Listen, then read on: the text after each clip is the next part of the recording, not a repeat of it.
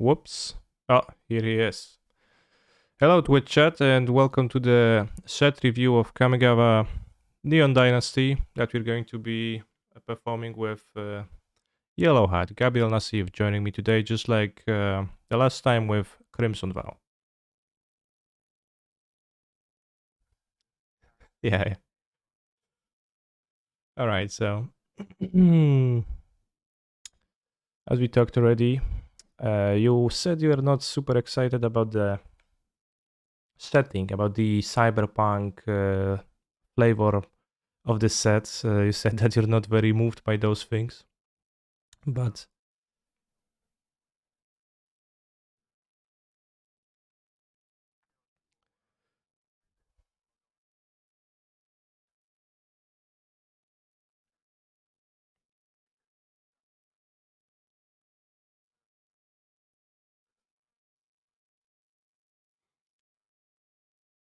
certainly in this very chat there is plenty of weeps who are very into the alternate anime artworks or whatnot. To a lesser or greater extent, but today we're going to be talking about a competitive side of the cards, so rather how good they are.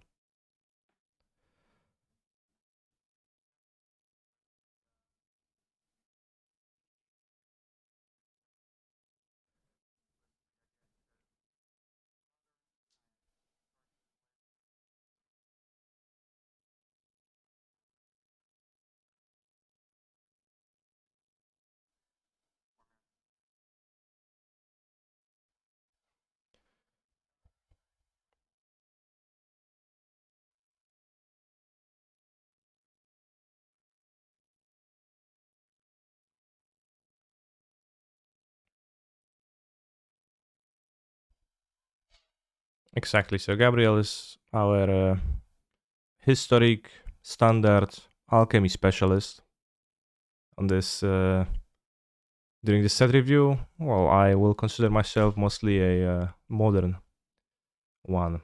So without beating around the bush anymore, let me show the cards.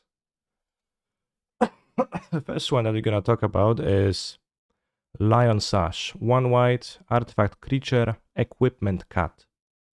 White mana, exile target card from a graveyard. If it was a permanent, put a +1/+1 counter on it. Equipped creature gets +1/+1 for each counter on it. And reconfigure 2, which is basically equipped, but then it stops being a creature because it's basically a creature. And what do you think about this one, Gabriel?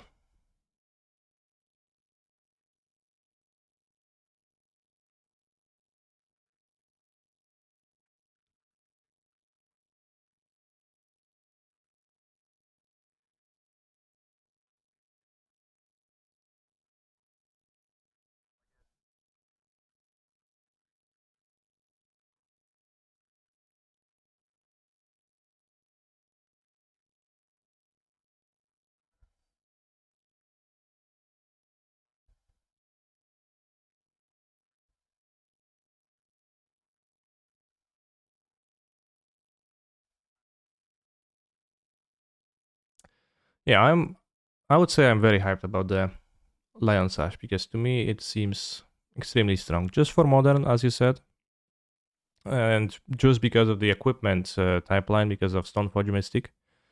But there is many things to like about this card in my view.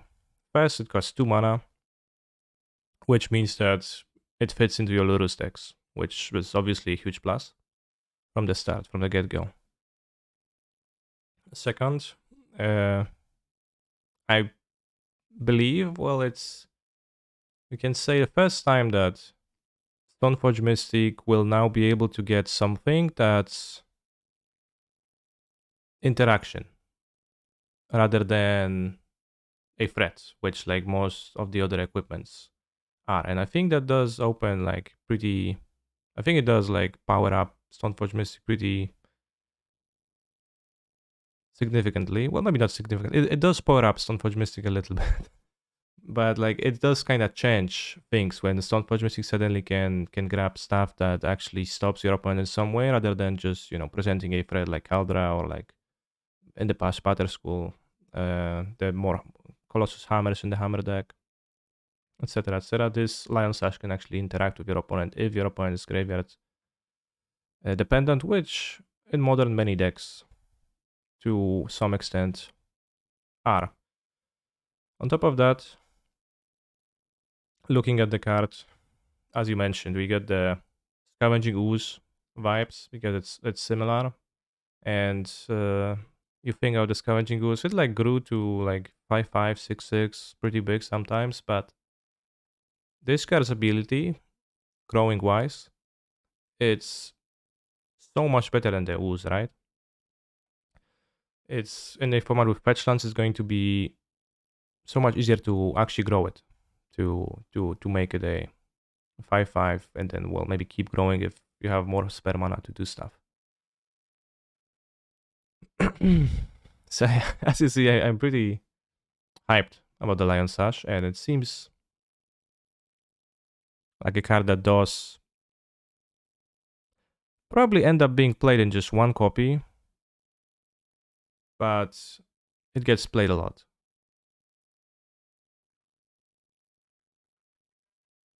Exactly. Also, Chad mentions that it's a cat, so you can play it alongside Kahira, the Orphan Guard, which I guess is true. Although you can play Stoneforge Mystic alongside Kahira.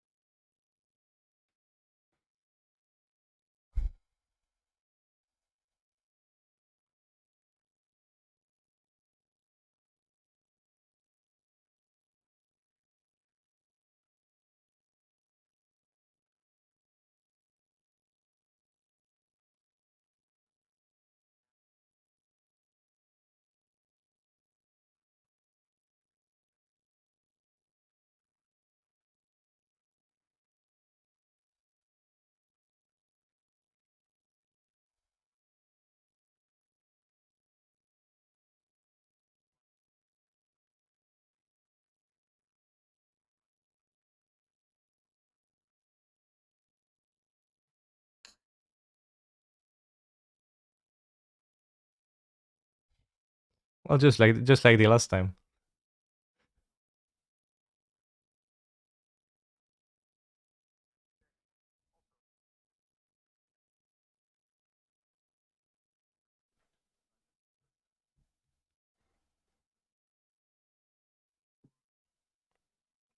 Yeah, as far as thrashing card goes, remember how much we thrashed the poor Cultivator Colossus, and how better than we estimated it ended up being.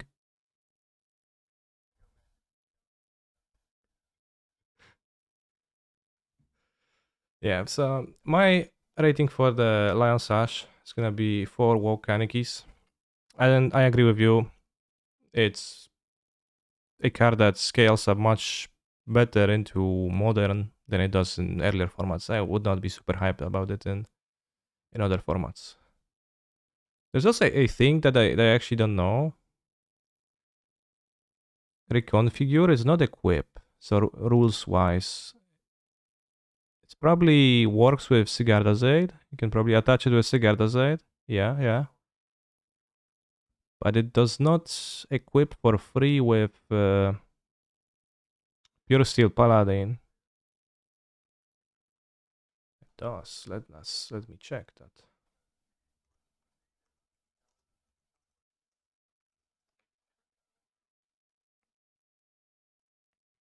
Pure Steel Paladin. Equipment you control have equip 0. Okay, okay. So it just adds an extra ability instead of making the existing equip ability cost 0.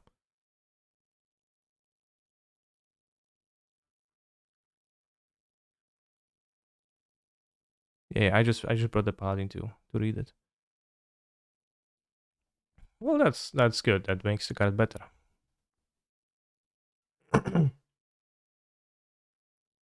No, I gave it 4 because I assumed it's gonna work.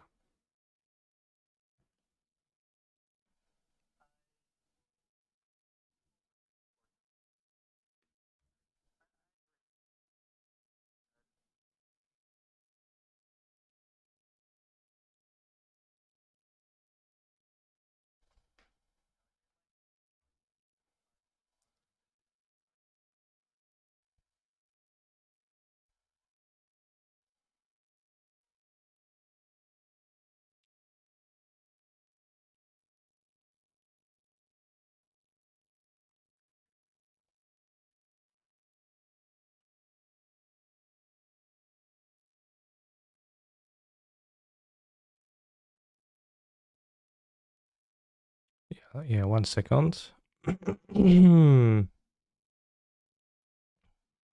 Once again, the caveat is that the ratings are intentionally vague so that I can always claim to have been right, even if I hadn't.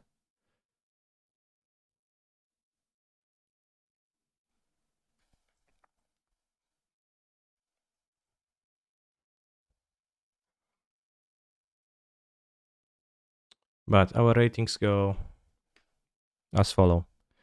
Keg W rating reserved for squirrel cards and some other funny cards. 1 unplayable. 2 minor potential fringe cards, kinda bad, but like not entirely worthless cards. 3 solid cards that you could see it constructed, but maybe are a bit fringe. 4 cards I like that I think are solid and that are going to be playable, but not not like the super best of the best cards. And 5 would be the best cards of the best cards. Best cards in the set. By that definition, I think 4 fits. And give me a second.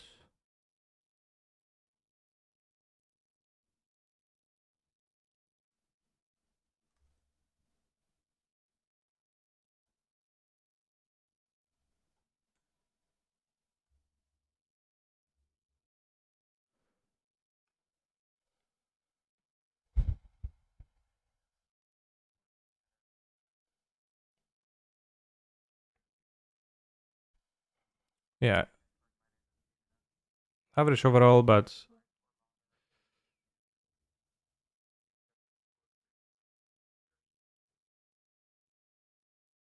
Chad is mentioning that with the Pure Steel Paladin, you can't equip it because it's not a creature. Because it's a creature, actually. Because the ability to reconfigure means that it stops being a creature.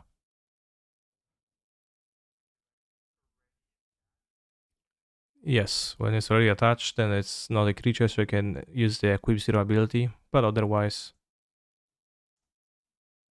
it doesn't. Next card. Kind of fake, white card, but it's gonna make more sense this way. A Ganjo, Seat of the Empire, legendary land. Add white, channel 2 white, discard a Ganjo.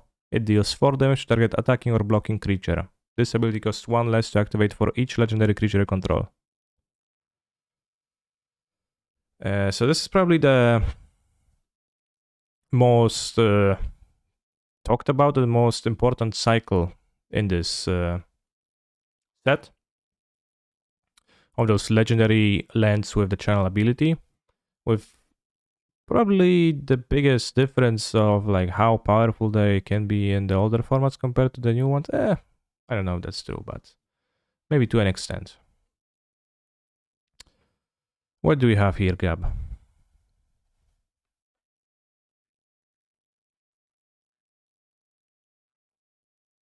Sure.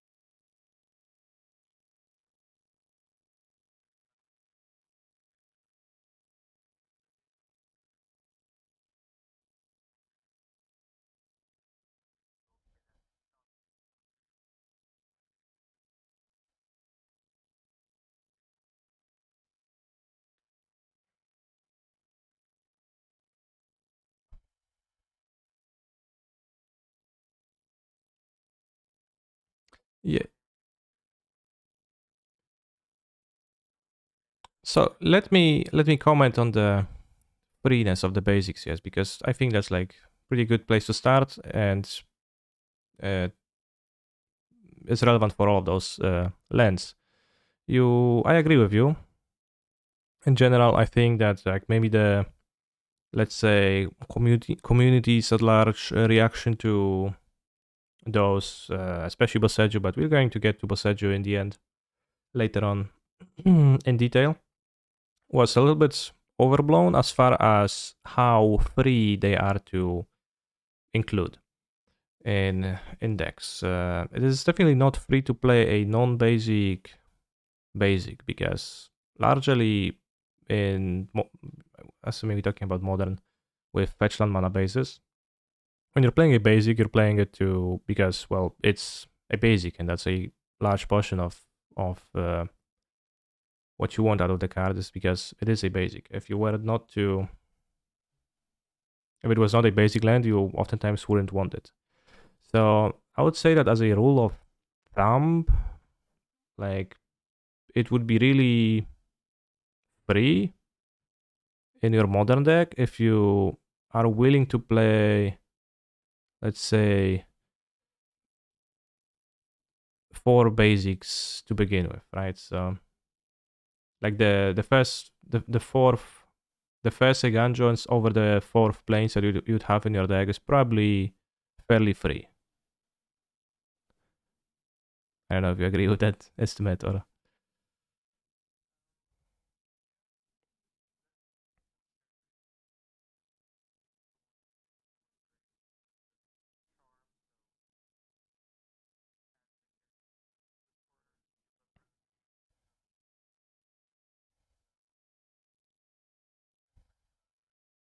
Yeah. Uh,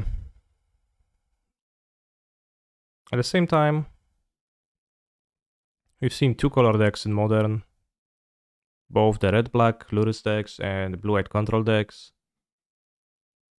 utilize the filter lens a little bit more in the past half a year or so, and cards like the lens like Eganjo are going to work a bit more nicely in your deck if you are using filter lens. So, in my view, in my estimation, those can be free or relatively free when you're playing a 2 color deck.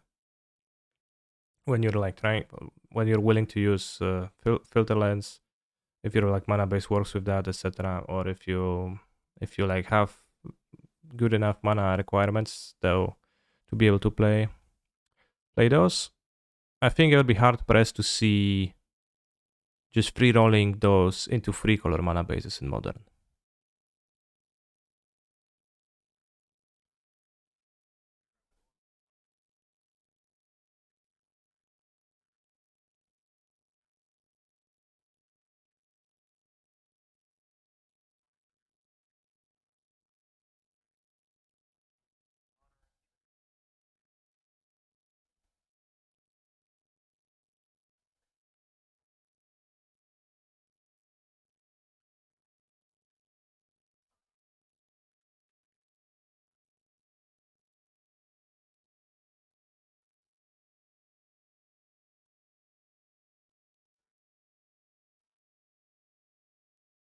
That's a good question to ask. So yeah, like that was my estimation of like the freeness, how free the legendary channel lands are in general, but then we could move to the specific ability of a Ganjo, which is 3 mana, discards, deal 4 damage target attacking or blocking creature. And 1 cheaper for each legendary creature you control, which I treat mostly as trinket decks, but it's maybe gonna matter like every now and then, especially if you somehow combine that with Ragavan. This ability, I would say, is extremely weak.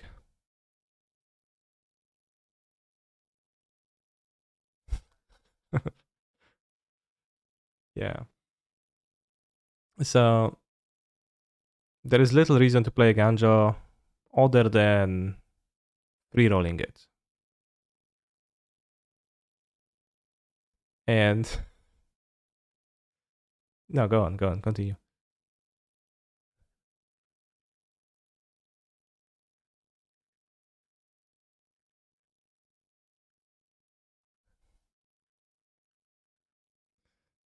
Yeah, Hammer Time.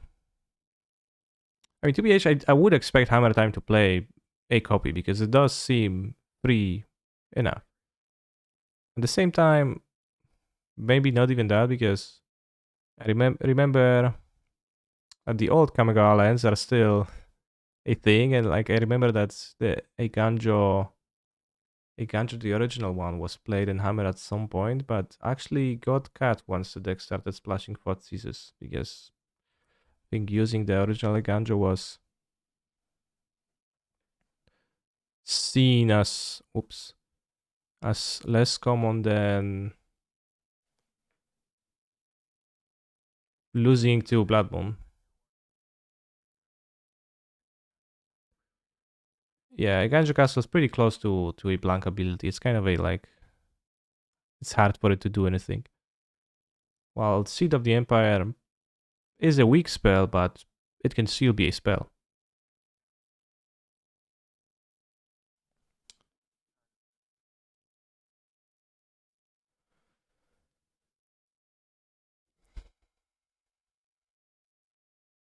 Well, that's because of the natural color order baked into Magic the Gathering. Vubrg has to be followed. Uh, so my rating of the Ganjo Seed of the Empire is going to be 3 Volcanicus out of 5. Because it's gonna be free rolls when it can be free rolled, but those are going to be rare spots, and even then it's kind of weak. But still eminently kind of powerful for like having even a bad spell over planes.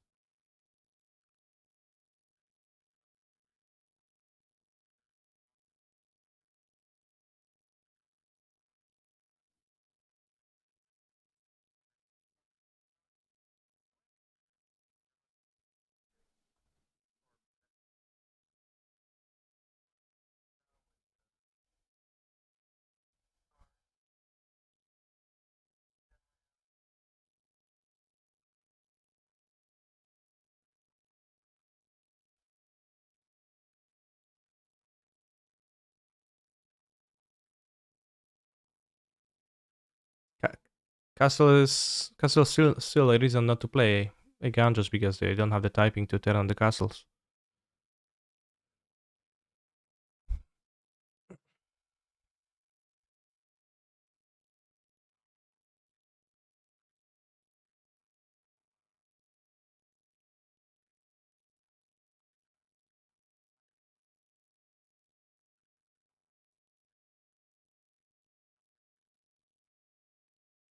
You're still probably gonna be hard pressed to play more than one, right, in standard because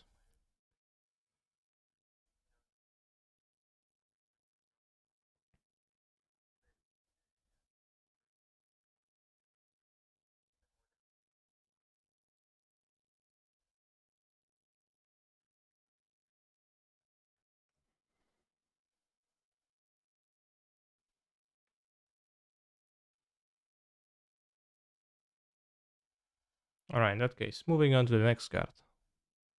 March of Otherworldly Light. X white. Instant. As an additional cost to cast this spell, you may exile any number of white cards from your hand. This spell costs 2 less to cast for each card exiled.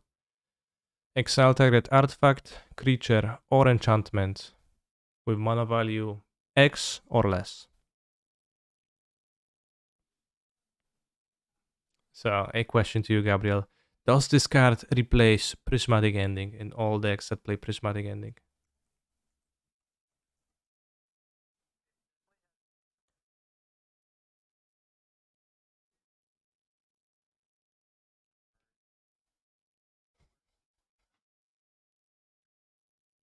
Wait, in between?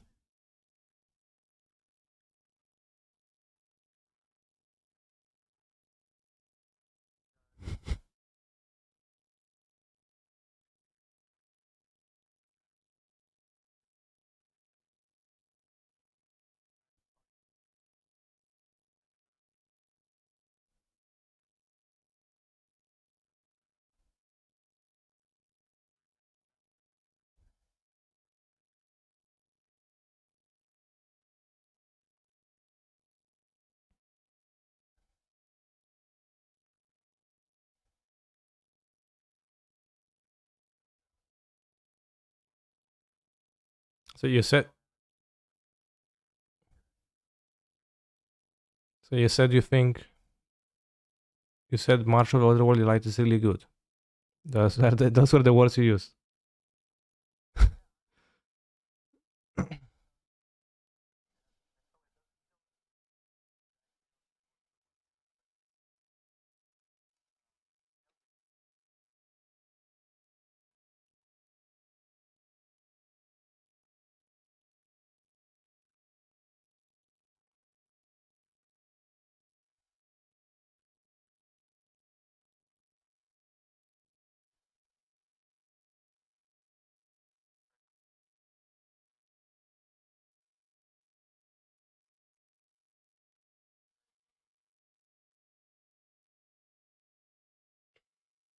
All right, so I brought up Lightning Bolt here on the screen.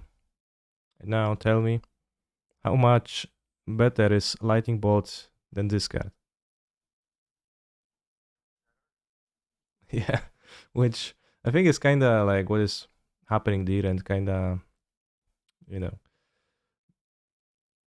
I think I would say I'm less excited about March of Otherworldly Light. Because adding like it's a removal spell that will never trade at parity.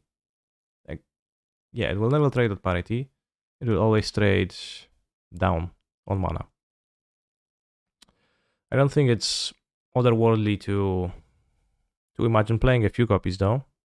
I agree with you on that. With the big draw being, as you said, hitting the saga. That's a pretty good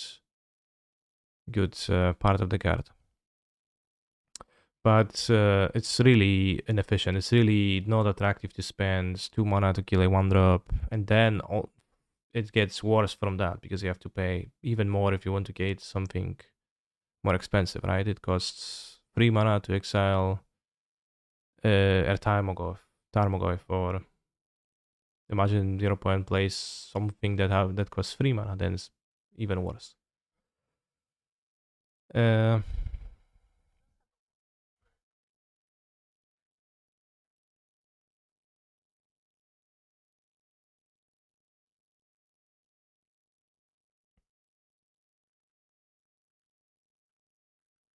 yeah, that's true. As for the first part of the text, the cost reduction, I mostly view it as trinket text. Like, it doesn't seem very relevant to me. I wouldn't. It's hard for me to imagine like wanting to. Well, of course you're gonna do that when that's like the only play that makes you survive.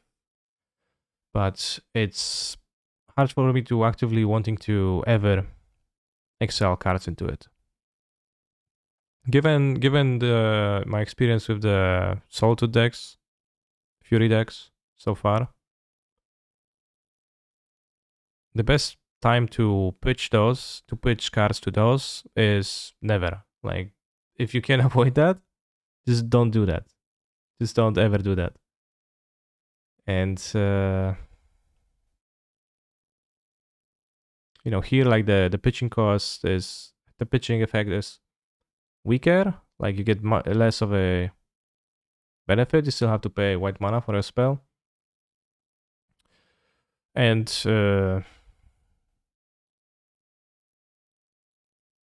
makes it even less attractive. But I don't think it's otherworldly for me to imagine playing 1-2 copies as like extra removal for decks, especially since white decks, since Prismatic Ending, sometimes struggle with instant speed removal.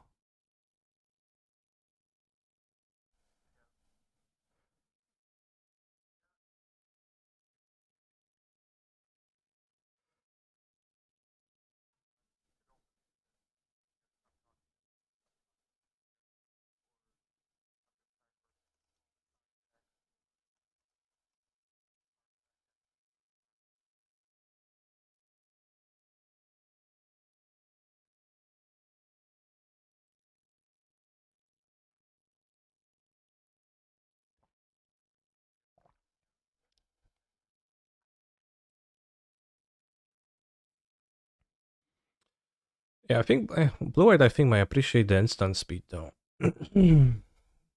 given how awkward for blue-white it sometimes is, with ending being a sorcery and then like Teferi also being a sorcery, and your removal for instant speed removal is a solitude. So it like costs 5 mana or you pitch cards.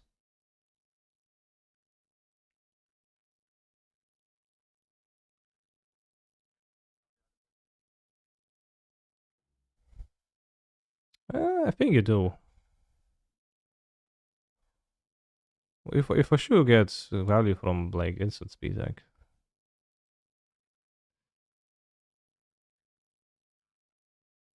sure.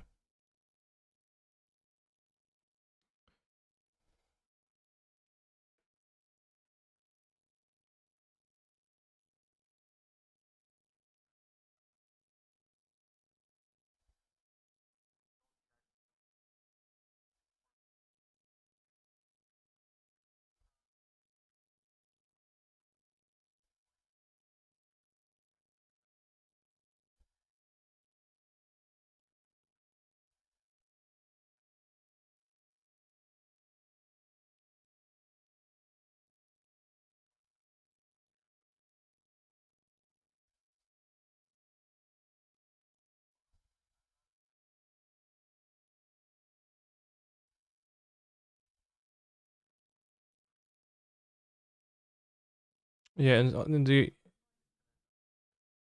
in earlier formats, it's also like people play more expensive stuff more often. So that does not really play into strength of March of Otherworldly Light. It actually makes it worse, right? Because when you want to exile more expensive spells, then you suddenly have to pay 5, 6 mana, whatnot. Do you have a rating?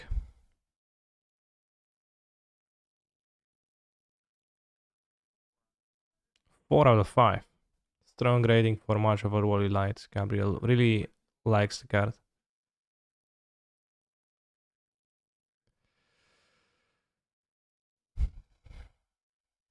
That is truly the draw to the card. Like that is really kind of attractive because that can give you some nice tempo. But I think that is the only case that excites me for this card, and every other is kind of coping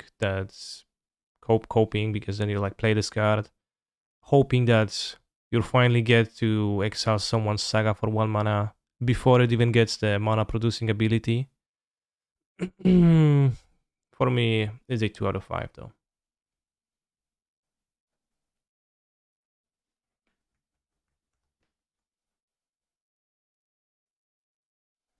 I said 2. No, I mean, I'm just giving you my honest opinion about the card. Like, the next one. Michiko's Reign of Truth. Is this one of the cards that you describe as having way too much text, or is it enough text for you to parse?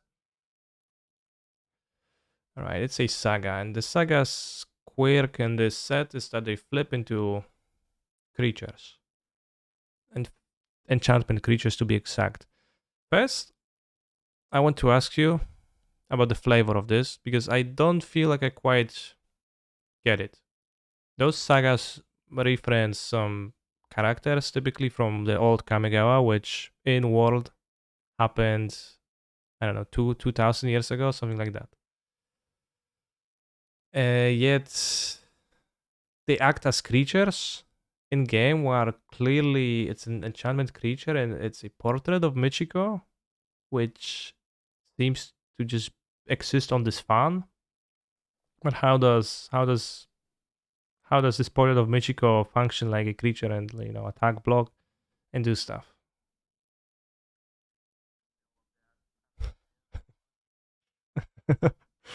I I mean, don't you?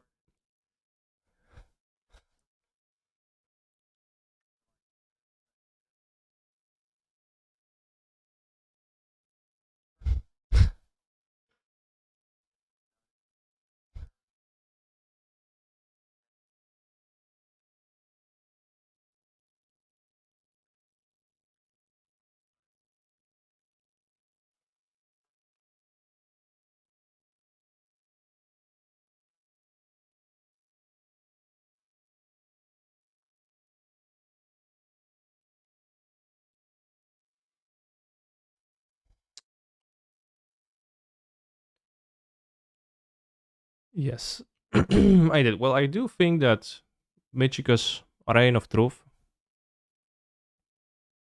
seems like a card I could imagine putting in either Hammer or an Affinity deck or something around those lines in Modern. Uh, it does hit pretty hard. It does like split the effects, and then it transforms into a real threat for those decks. It is compatible with Lurus. You can. I guess that's about all that you can do with it. But yeah, it's. I don't know. Just look at it, and I kinda see like a cranial plating with upsides and downsides. Where you can split the pump effects onto multiple creatures, attack your opponent. Maybe you can pump your cards like Sanctifier on Vec if you're playing Sanctifier on Vec, which then benefits from being pumped. I guess you can do that with cranial plating too, etc. But the backside is a pretty real threat. You can probably expect it to be pretty sizable. So it's kind of based around the idea that if cards like Ingenious Smith can see play and Hammer, then how could Michiko's Reign of Truth not be able to see uh, play and Hammer, right?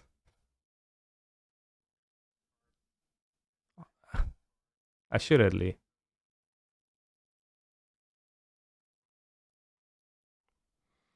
Assuredly. Maybe the fact that the backside has Summoning Sickness is the deal breaker because it is kind of slow. On the other hand, the front side virtually has haste, right? So maybe that evens out.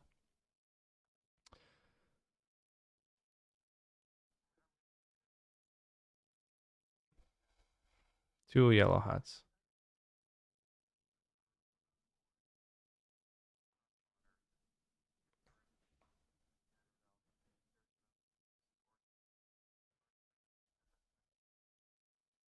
I think it's possible that this Michiko's Reign of Truth would like allow you to cobble together Inkmoth kills over 2 turns.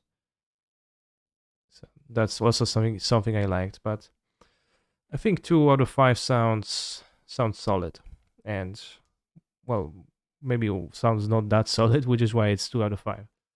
But sounds like a good rating.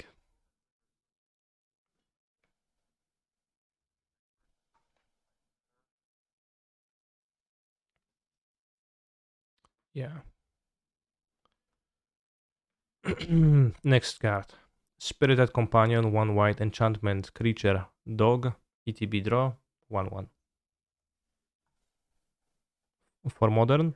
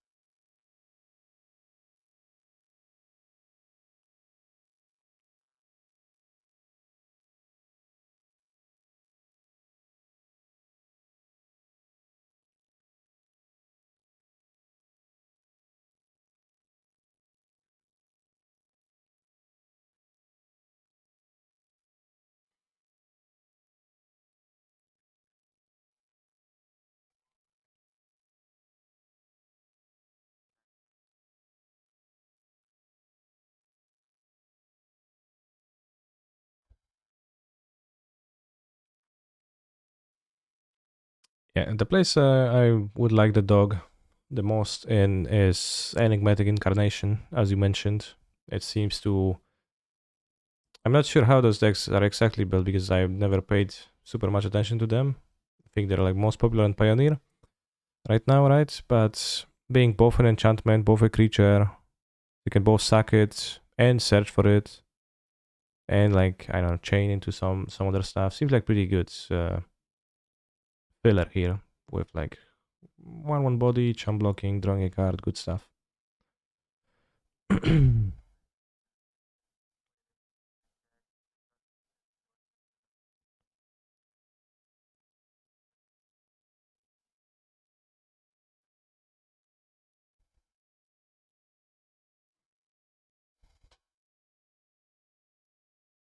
Exactly.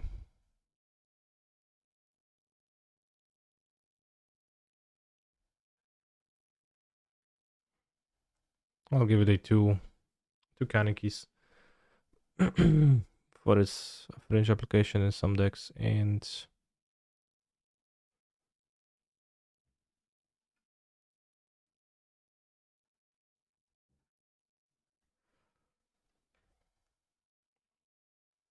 we're moving to the next card. The Wandering Emperor. 2 white legendary planeswalker. Flash. As long as it enters the battlefield, you may activate her reality abilities as an instant. That actually makes sense for her to have flash. +1, put a counter on one target creature. It gains first strike until EOT. -1, create a samurai token with vigilance 2/2. -2, exalt target tapped creature. You gain 2 life, 3 loyalty.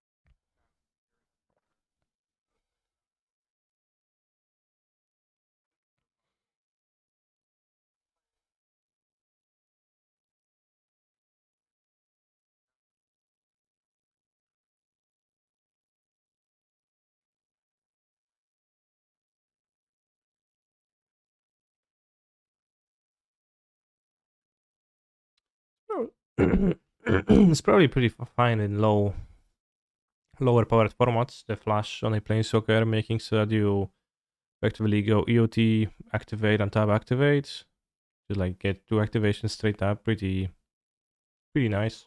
But all of those abilities are pretty standard level, right? They're like make a samurai, put a counter, exile tap creature. It's like what you would be happy with doing in lower powered formats. But you might be very happy to do that.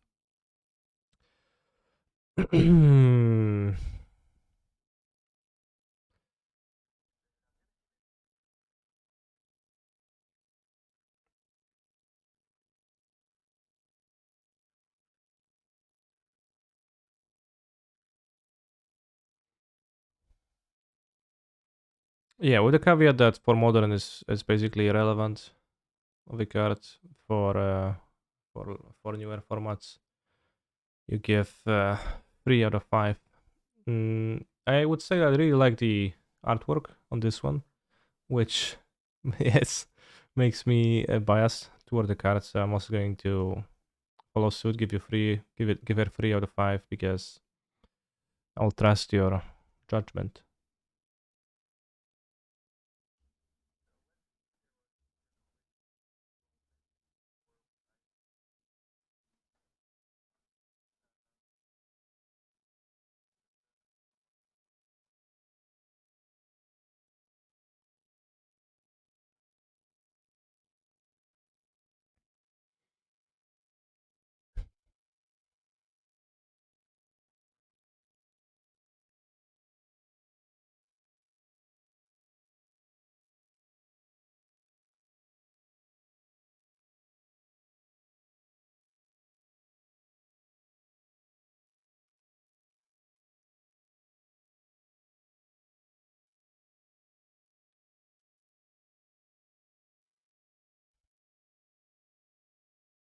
Farewell is funny because it is drawn by Seb McKinnon, who like has been posting some of his views online, which might result in him not working anymore for Wizards of the Coast in the future, or well, might result, might not result. We don't know, but it's possible. And the card is named Farewell, which is pretty funny, right, in this context.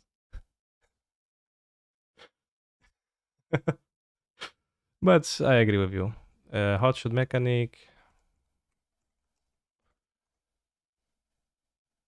cruise vehicles, so it's power 2 or greater. Yeah, 7 Alliance might be enjoyed by some formats. Oh, it's an artifact 7 Alliance. Has it actually ever existed? Artifact Savannah Lions.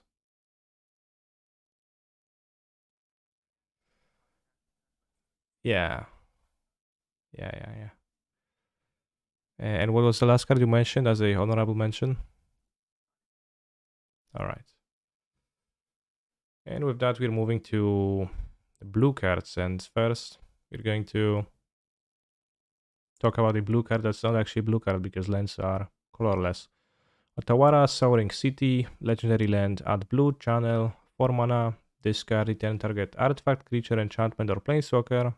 Cost cheaper for legendaries you control.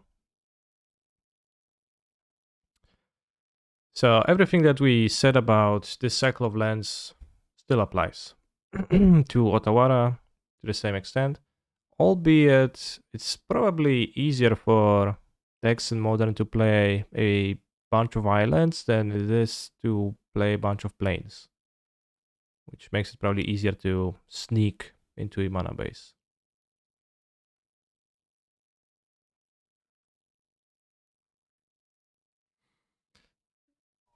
True.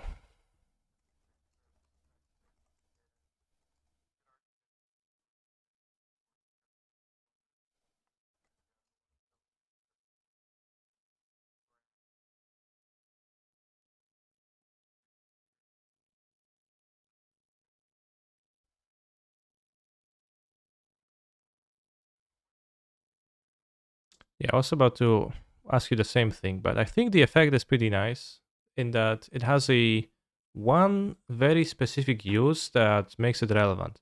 Namely, because channel is an ability, not a spell, and because it lets you bounce planeswalkers, it can serve as an answer to whoops. It's 4 mana to ferry. Right, correct the ferry is up. Uh, it's an instant speed, uncounterable answer to Teferi Time Raveler, which Teferi is always a thorn in the side of blue, like counterspell control decks, right? So having a pretty decent, pretty effective, pretty clean way to deal with the Teferi. Well, maybe not clean, but you know, they can't counter it. You can actually wait until their end of turn to punish them for playing as if you had no chance of having interaction is pretty relevant. So for that reason, like that would be the reason why I would be interested in including an Otawara in my blue control deck. In general, the effect is inefficient, and I would not be hyped about that, but as a sneaky way to answer Tefari, sounds pretty good.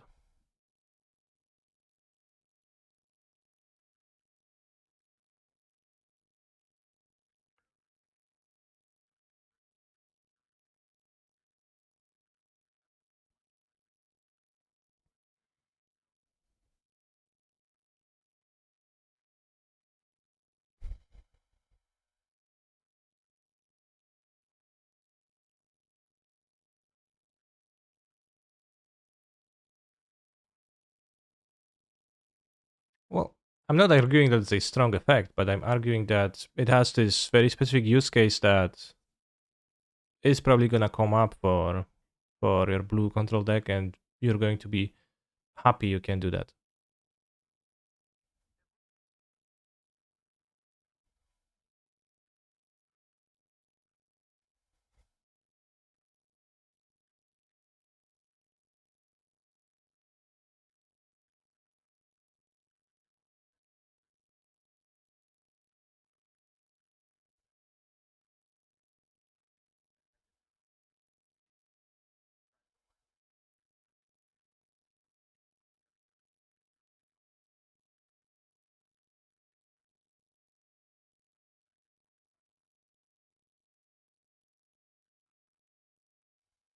Well, when you don't have mana to cast staff, you can increase the amount of mana you have access to by playing Otawara Soaring City as a land. So, obviously, like, well, I would say that's a non-argument, right? Because it gives you an ability to use the channel ability. Like you can use the channel ability. You're not never forced to. You can always play it as a land, assuming you only play one copy. So you're never going to run into an issue where you're like, oh no, my hand is too heavy. I cannot deploy all my stuff. You just play Ottawa as a land, right? Uh, and I'm also not arguing the effect is strong as it is fairly weak. 4 mana for a bounce, pretty weak. So it just, I guess, depends on how easy it is to fit a non-basic basic for your deck, which, as you mentioned, for blue decks, it's kind of hard, especially like although well, it's kind of hard and non-hard. Like for some reason, Wafutapa keeps playing like 2 Hall of Storm Giants, 2 Castle Vantress in his modern decks, and that kind of baffles me too. So I probably could see one of those 4 being replaced by an Otawara.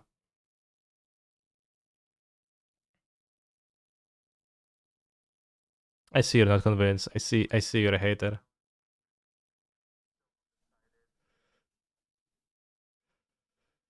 All right, so I'm gonna give it 3 because I think you like a 1 or 2 rating really undersells the free roll nature of the card. Yeah, Chad also mentions that it's playable in Cascade decks, which and it's not the easiest to play. Well, it's pretty doable to play an island, a living end. It's not super trivial. It does get rid of Chalice.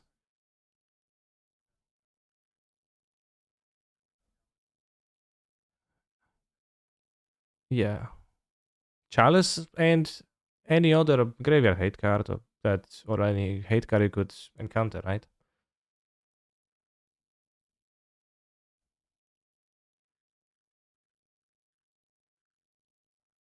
All right, I give it 3. It is, yeah. Somebody in chat said it is a Giganta among violence. Well put.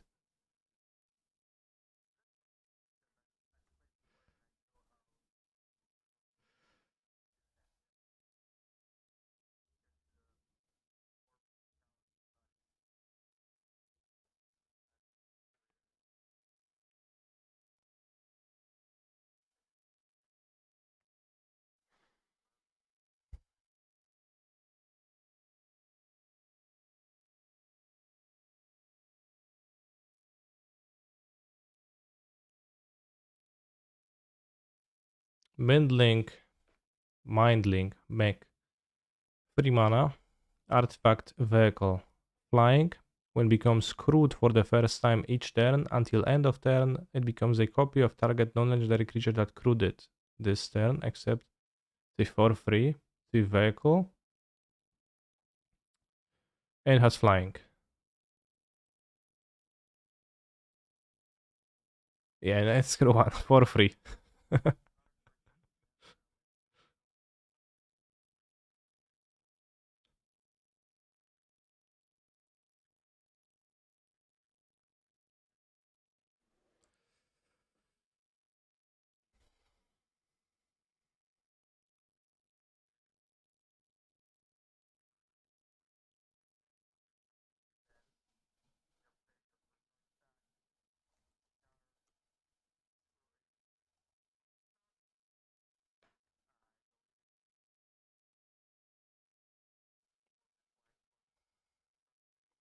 With the construct text is that its stats are equal to artifacts you control. So I'm not sure how layering works here, but it's gonna be either a for free or gonna have the stats. It's not gonna get +1/+1 unless I'm wrong and the constructs get +1/+1. I think I'm wrong.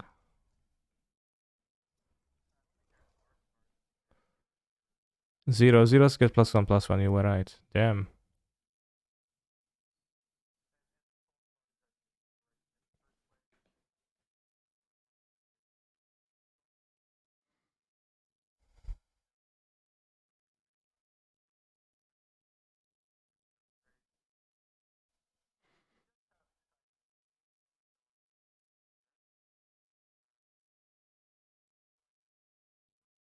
Chat says it's nice with Fury Evoke, so you can hit with a double striking mech.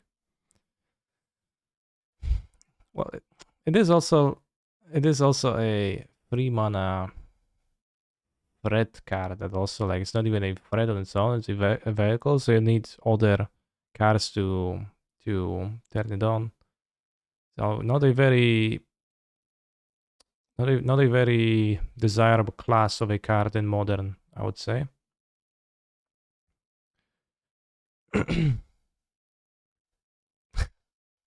Crewing with Gingerbread with haste, crewing with haste creature is always such a feel bad. I mean, I guess it's not like explicitly bad, but it does feel bad that you're wasting an attack.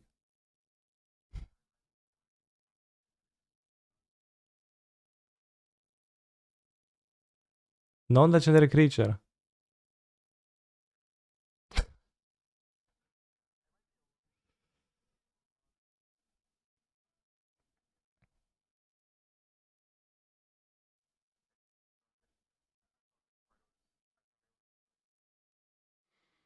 All right, cool design out of 5, which translates to how many hats?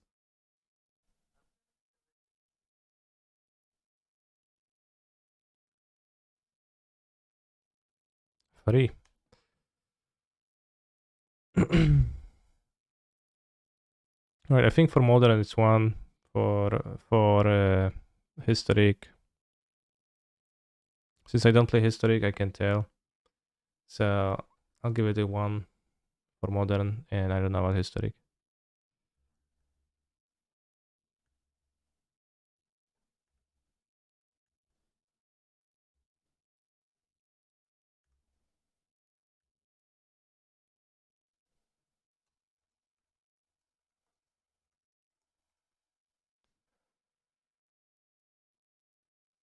What's historic? Chat asks.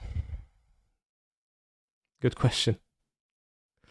Mirror Shell Crab. 7 mana, artifact creature crab. Ward free. Channel. 3 mana, discard Mirror Shell Crab.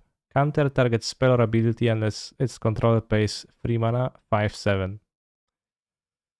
So, a very nice 7-drop creature. But an even nicer 3 mana spell, I think. Would you be interested in discarding Mirror Shell Crab for 3 mana to counter your opponent's shenanigans, and then casting Living End on the subsequent turn to return it back from your graveyard into play?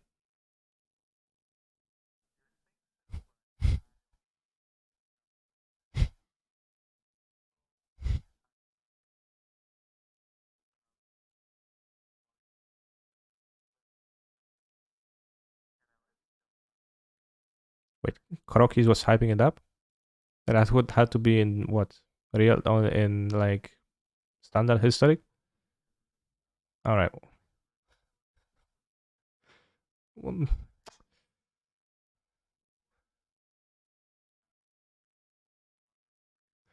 For standard, I think there is no question, right? Like, why would you play? I mean, what's so good about a 7 mana 5/7 ward free? So I don't know about that. So the only use case in which I'm interested about this card is the one I mentioned, the Living End. I agree, it's a quite overcosted. It's pretty expensive to have a 3 mana leak. Countering abilities, I guess nice, but I'm not sure against what exactly it would come up. Maybe you could like counter like Graveyard Hate triggers, like let's say they use a Soul Guide to counter it, but in what scenario exactly do you have the mana to discard that and they're activating Soul Guide, etc., etc.? Pretty hard to overall imagine.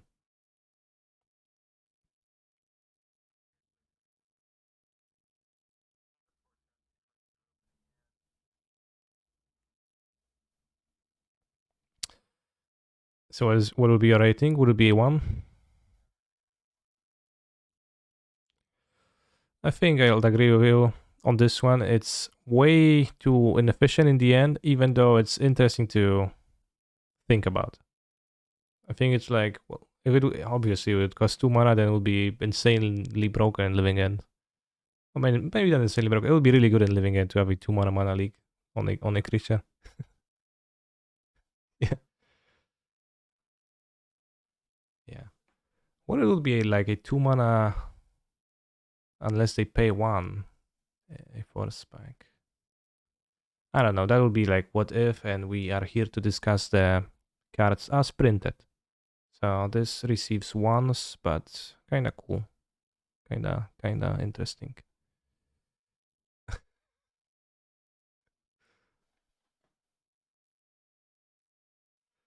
Moonsnare Prototype. Blue mana artifact. Tap, tap, untapped artifact or creature you control, add colorless. Channel 5 mana, discard Moonsnare Prototype. The owner of target non-land permanent puts it on the top or bottom of their library.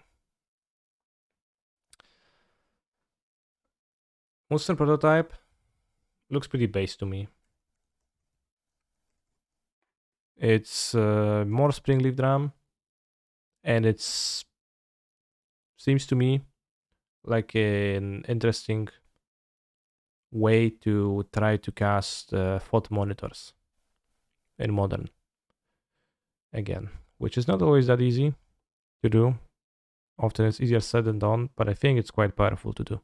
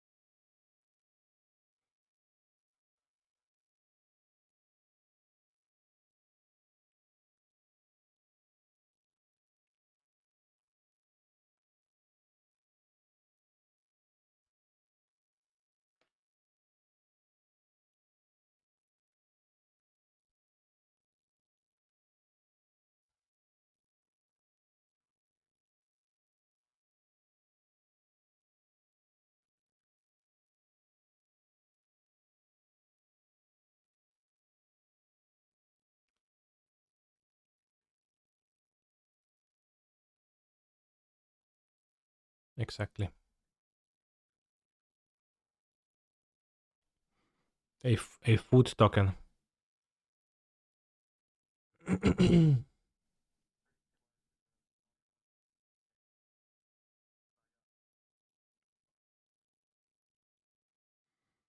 It is pretty nice that it does give you like the mana sink, even if like not very extremely powerful, but still pretty nice. Like interact with permanents, any kind, even like if some hard to interact permanents, planeswalkers, Morktide Regents, etc., etc. You can cast on that once you're flooded, once you have plenty of mana because you played out all of your Springleaf Drums out, and normally it would be a problem with FOT monitor and podcast, for example, that you are going to be drawing plenty of cards, but they're all gonna be Mem Knights and Springleaf Drums, so kind of worthless. But now one of your drums also is an interaction spell, albeit an overcosted one.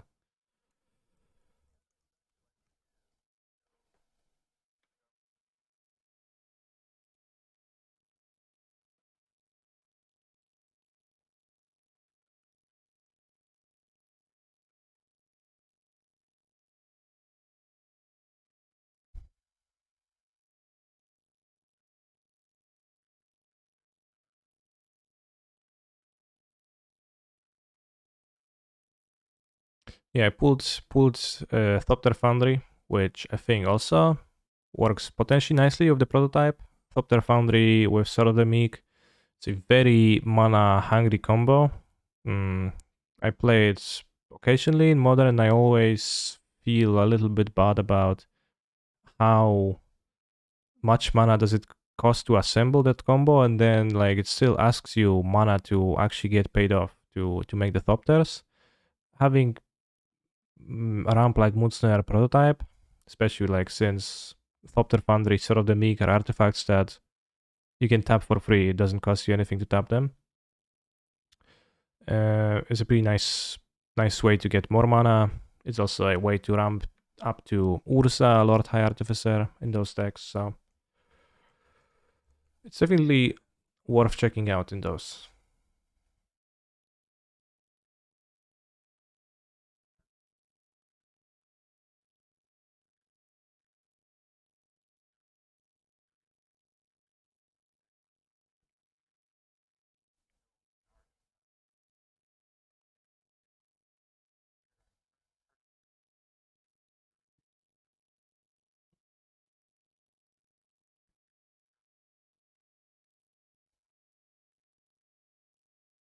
Even the extreme lines of turn 1 prototype, turn 2 foundry, then go turn 3 tap the foundry, and you need a 0 mana card, 0 mana artifact to play the sword of the Urza to combo off. So it's like not super clean. Well, you still got a turn 3 Urza, but if you had a Mishra's Bubble, you can actually just win on that turn.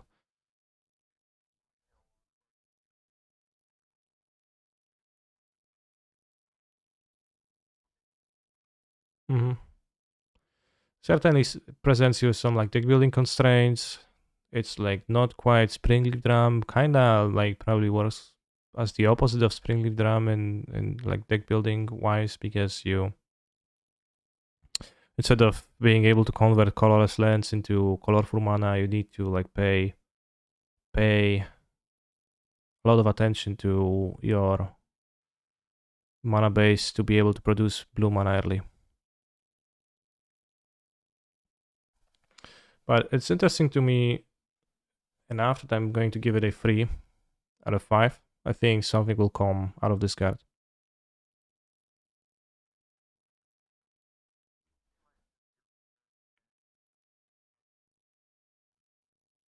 Yeah, the channel build is really nice. Like I would be kinda interested in this card just like without the channel ability. Probably, although like then it would be a bit sketchy, etc. But with the channel ability, it's like, yeah, pop jump.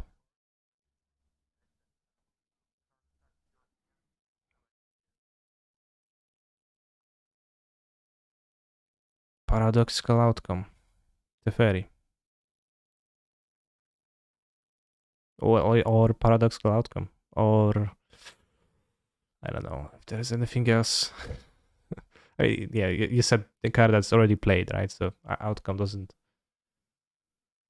Yeah, there used to be a Ursa paradoxical outcome deck. That was with Mox Opal. It's probably hard to do without Mox Opal.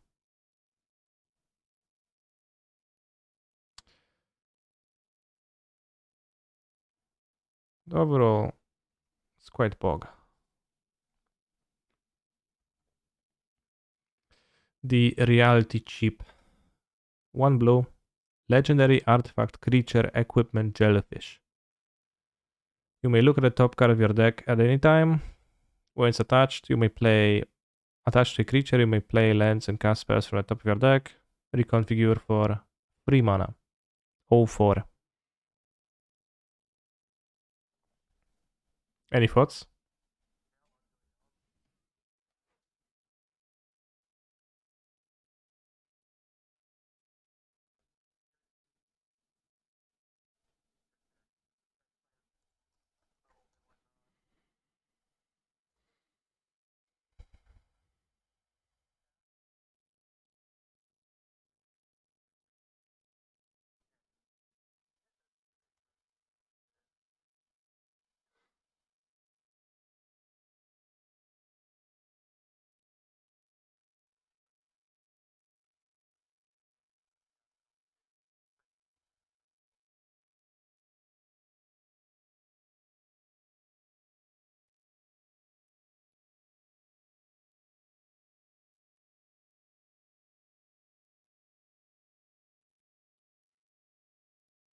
Card is a bit weird, right?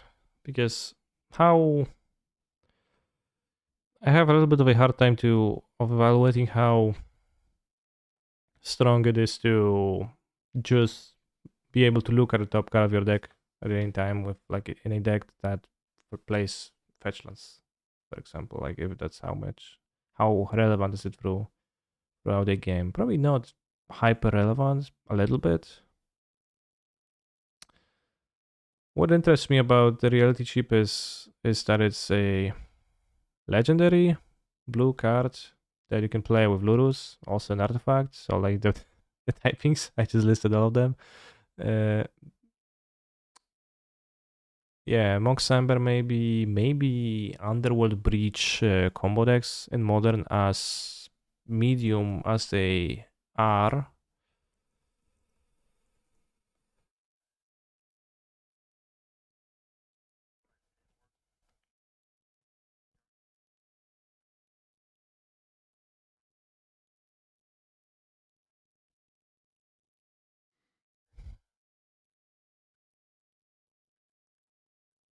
Yeah, it is a kind of a weird thing to do, right? To like go, hey, attach reality chip to my Ornithopter. It's like, yeah, well, okay, well, what? I thought this you're gonna play Hammer, bro, and you're like, no, I'm just gonna want to look at my cards. I'll play some of them next turn. Then you'll see.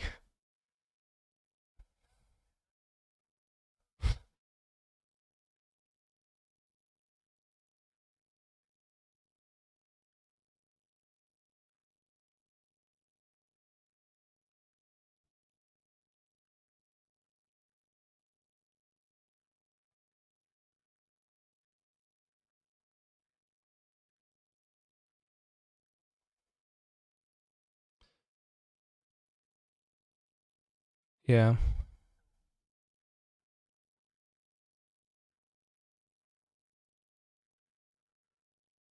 it's because it's a legendary and it's a blue legendary, which means that it can produce blue mana with Mox Amber. As a 2 mana card, it's not ideal. I don't know how familiar you are with the Underworld Breach grinding station combo, but yeah, but if you like haven't played it yourself, then you might not be fully grasping all the small, weird, awkward things that happen in this combo that stop you from doing the thing you would like to do. Because sometimes like you have too few cards in your graveyard, sometimes to start, sometimes you need like more mana to start, sometimes you have any other obstructions that could happen. Recently I've been playing with a version of Ragavan with no Emery that also had its own problems, but like was trying to kill with Grapeshot instead. Uh, this being a Lurus compatible blue legendary creature means that you get to play Lurus and you get to play a blue creature so you can still keep Thassa's Oracle. But the 3 mana reconfigure is very expensive. It's very prohibitive when it comes to actually using it for, let's say, like grinding if you fail to combo, which is not that cool, not that attractive, I would say. So for me, overall, it's kinda something there, but it's a little bit on the weaker side. I'm going to give it two Volcanic's.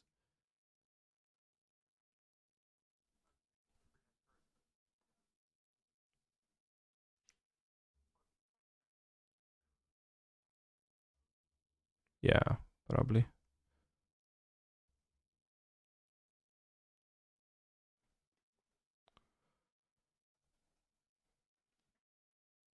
Reality Heist. 7 mana instant. This spell costs 1 less for each artifact, so affinity for artifacts. Look at the top 7. You may reveal up to 2 artifacts from among there and put them into your hand, rest in the bottom in a random order. So what we have here is a dig through time for artifacts, but with affinity instead of the.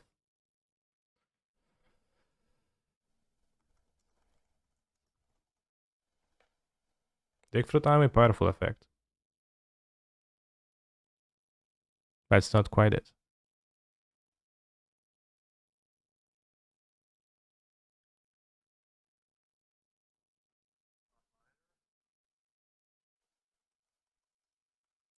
Yeah, they can.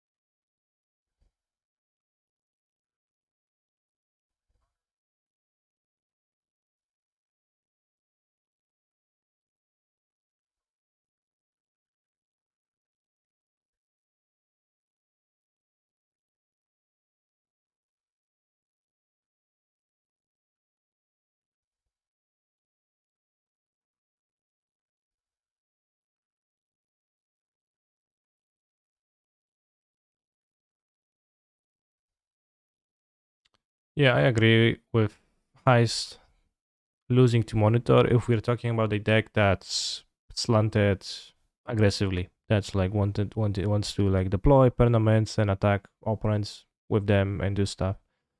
Monitors is pretty clearly better in like this type of a context, both because they 3-for-1, not a 2-for-1. The body is relevant and can get cheaper.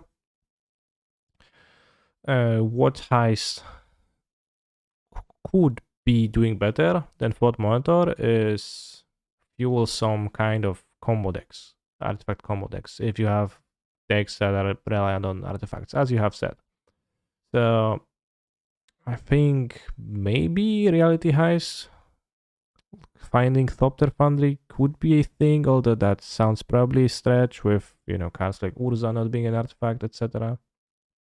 Maybe you could play it, let's say, alongside the Lantern of Insight and Codex Shaders. Like in a deck like this, I think digging deeper to find your very important piece, either like Lantern or Ensnaring Bridge,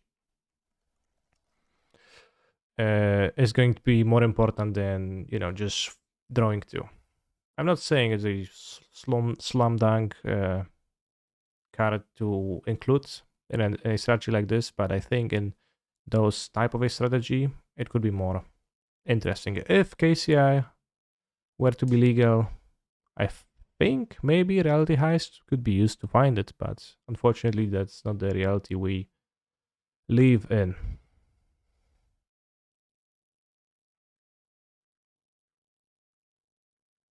No, definitely.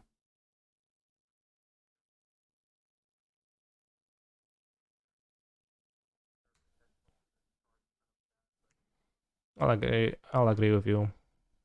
I think like on the rate, it's a bit weak. Like in general, you know, like dig through time effect is powerful typically because you cast it end of turn, you grab your interaction cards, you untap and you have the interaction, you're gonna win the game. With reality highs, you can only grab artifacts, which seldom includes interaction cards.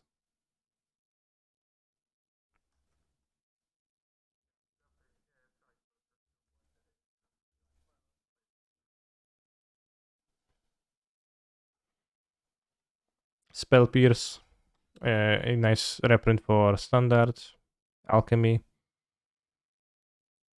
probably playable.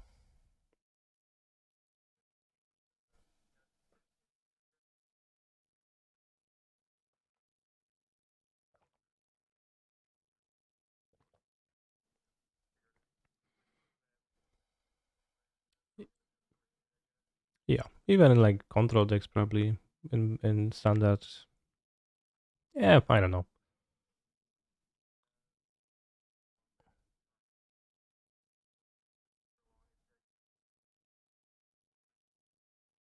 True. Also on the artwork, you see Jin Taxias literally piercing a spell, some kind of a magical shield with his claw.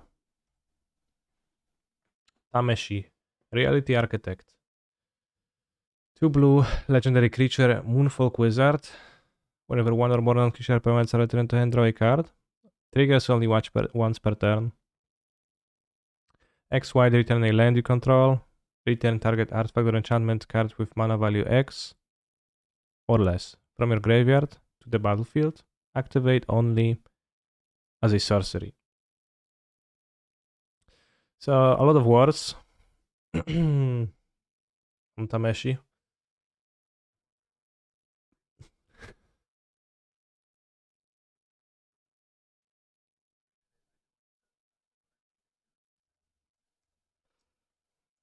Mm.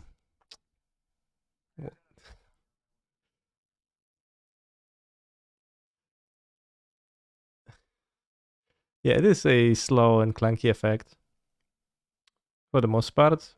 Because like if you assume you're using it fairly, it's like draw only once per turn, free mana, dice to remove, etc.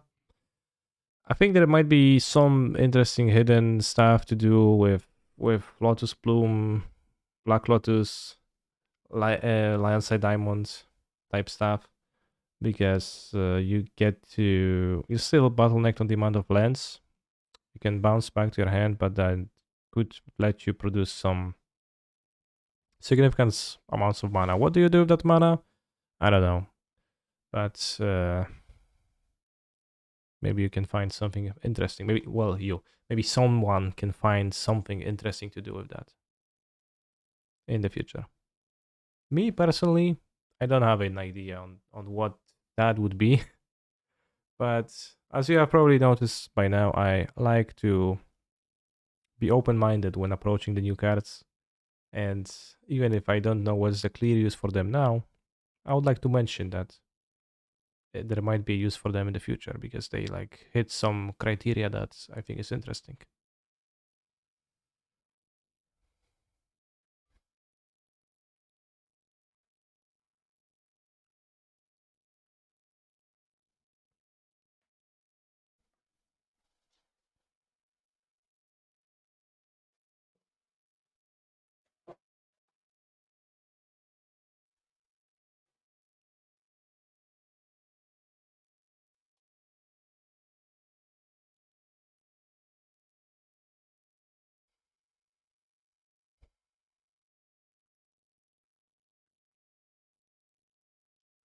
Yeah, it's probably like the any vague combo dreams are probably killed by the once per turn clause, because if like not for that, then you probably could do some shenanigans. At least there would be dream, but for now there is no dream. So that sounds like a one from you.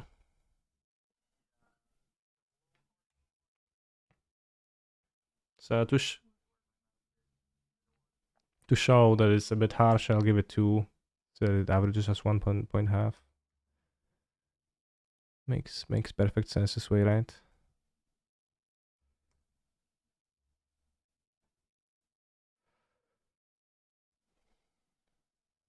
Oh, chat says that their trade routes commander deck lost this.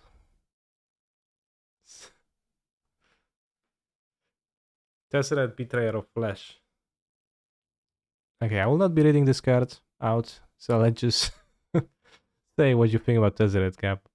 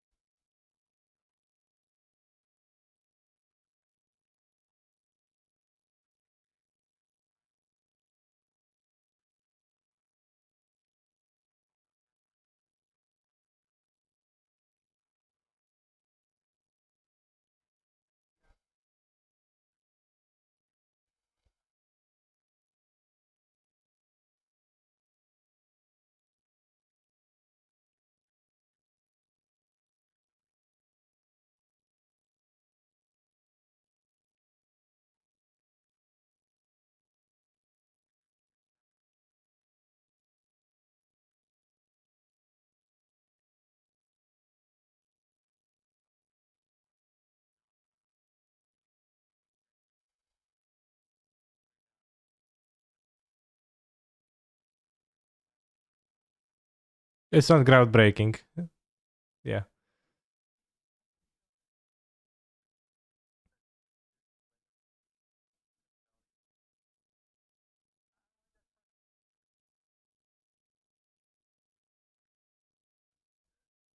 Chat mentioned some abilities that we maybe would have had a hard time thinking about. Works well with clues, things like chromatic star. It makes reality cheap equipped for blue mana. It's probably like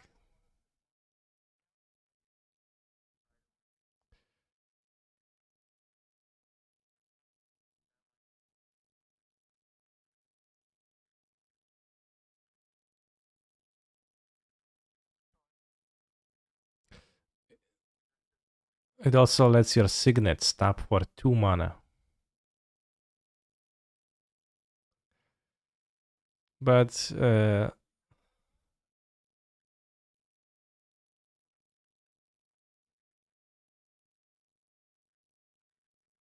mhm.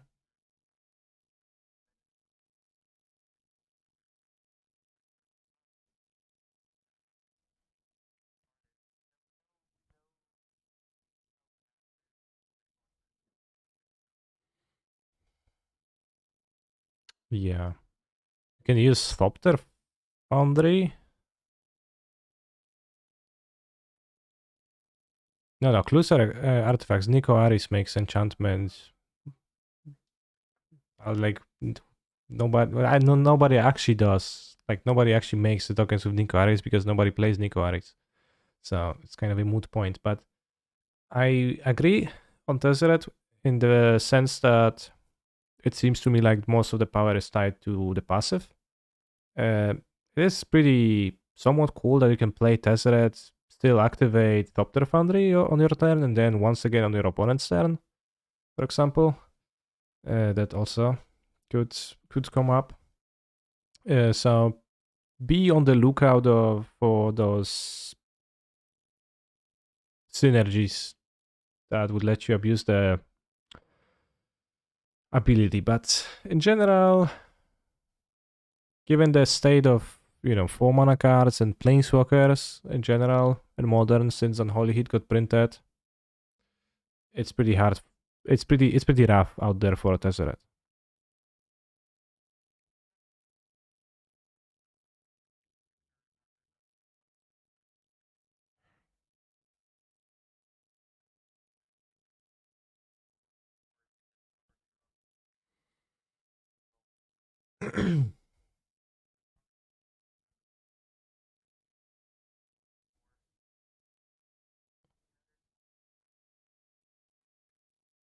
How well do you think does it fit to your historic affinity deck?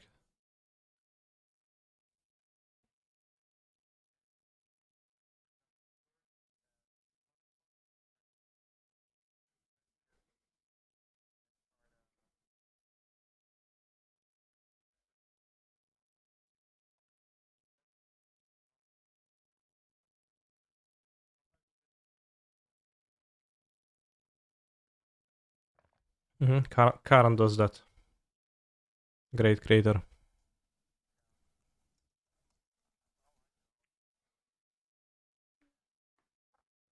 It's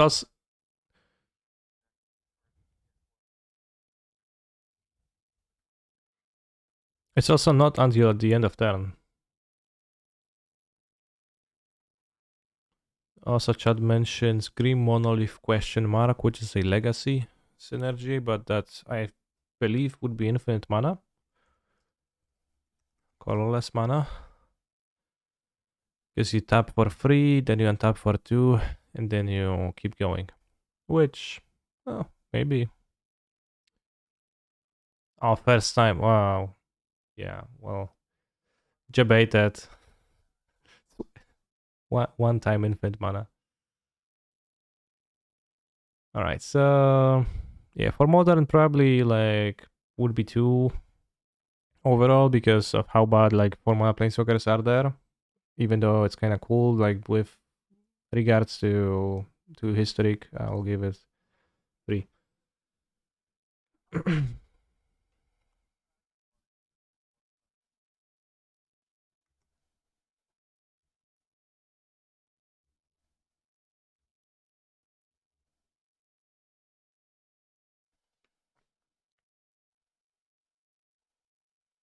Thousand Face Shadow, blue mana, ninjutsu for 4 mana, flying. When ETBs from your hand with attacking, create a token that's a copy of another attacking creature. That token enters the battlefield tapped and attacking. It does not disappear. So what did you like about this ninja, Gab?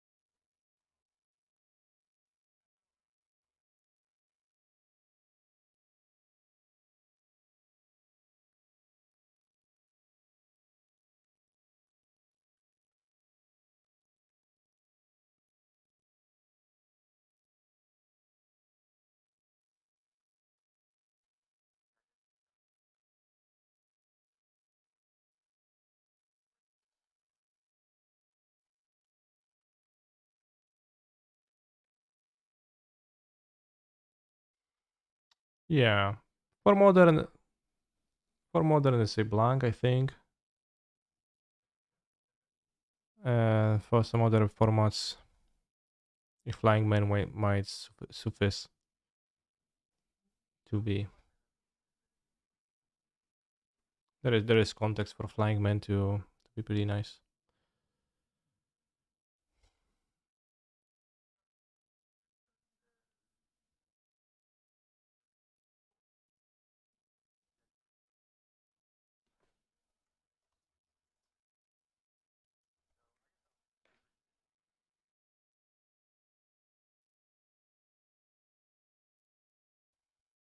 By accident, I searched for the German version Ninja of Deep Hours on Scryfall.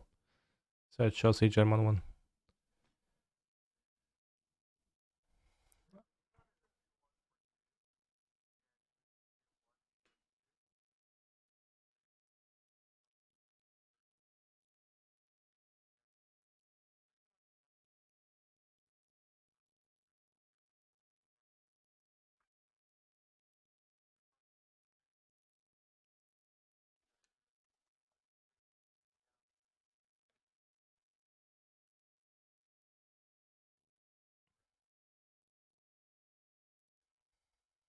Very true.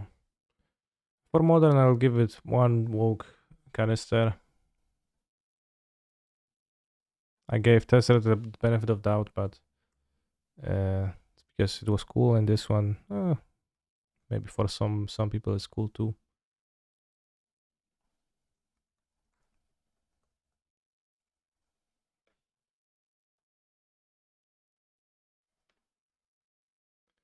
And we move on to the black cards. Invoke Despair. 1 b. Sorcery. Target opponent sacks a creature. If they can, they lose 2 life and you draw. Repeat for an enchantment and a planeswalker. So what does exactly happen when you cast this?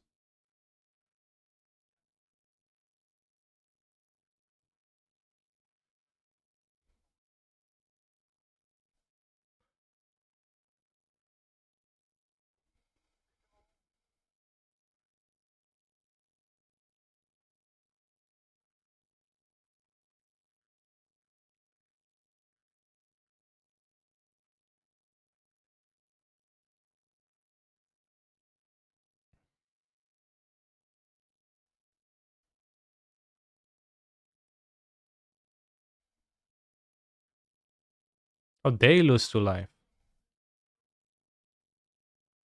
It's not you who loses the life to draw the cards. They lose life.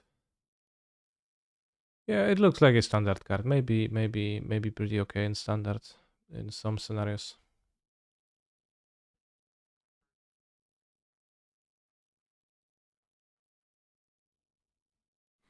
So as a mono standard card, I will refrain from rating it.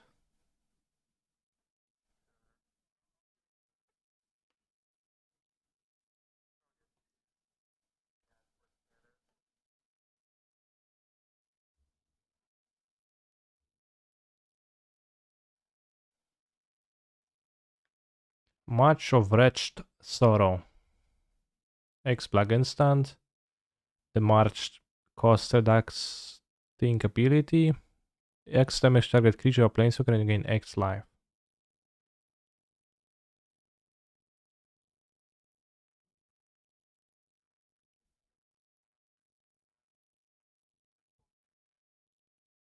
What decks? Grizzlebrands.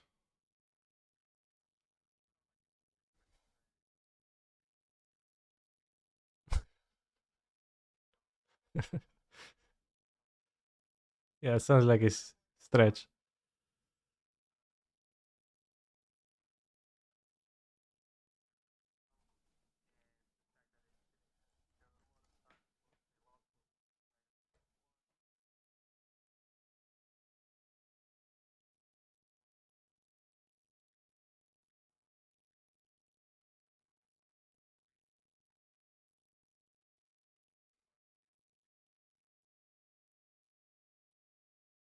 What if you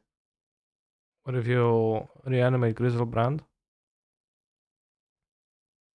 and then draw a lot of cards, then play Boros Reconner,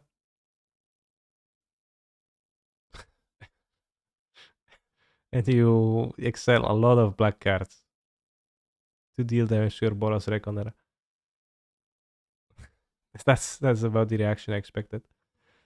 Yeah, it sounds like, well, maybe it's interesting in standard, especially like since in standard sometimes you have those games where you end up with 10,000 lands in play and it just gain 10 life on a removal spell in a top decking situation can be quite relevant.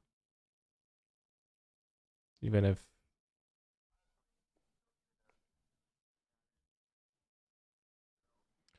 alright, 2 for standard alchemy.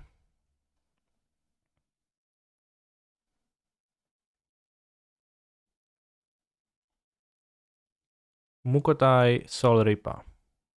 1 black. Vehicle. When it attacks, you may sacrifice another artifact or a creature. If you do, put a counter on Mukotai Soul Reaper and gain Menache until end of turn crew 2 for free. They made those vehicles pretty big for their cost. Some of them. 2 mana for free is decent stats.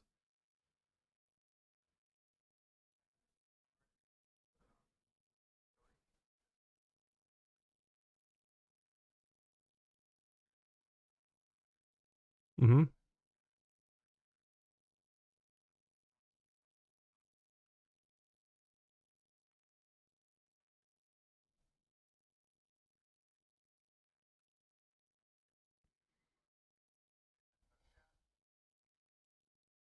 It seems really nice in like something like the Pioneer Black aggro deck, which I don't think is really a deck right now, but when it used to be, like crewing it with 1 mana 2/1s that can return from your graveyard, pretty good. We can sacrifice them for value, hit hard, good like aggressive creature. Well, something interesting.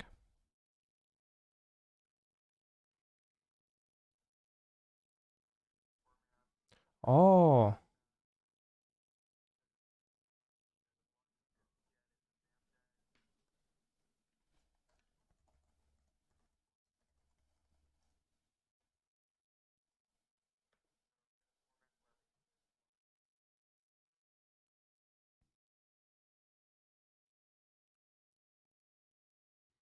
yeah, and standard I assume it also can be playable just based on the stats. Like you play 2 mana for free, that alone is kind of attractive and can get bigger. I also didn't notice at first that sacks artifacts too, so I was surprised that you mentioned the Blood Fountain. I thought you at first that you want to just return the creatures from your graveyard for 4 mana for extreme value. But it's you had something better in mind.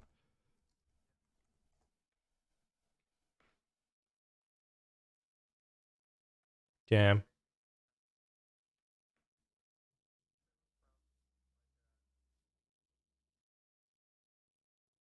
Mm-hmm. I think it's clearly too like not interesting whatsoever for a modern because it's like a 2-mana card with some like other questions that just offer stats, but it offers enough stats to be pretty pog in Pioneer and newer formats. So I'm gonna give it like 3 for those. For Modern it would be 1.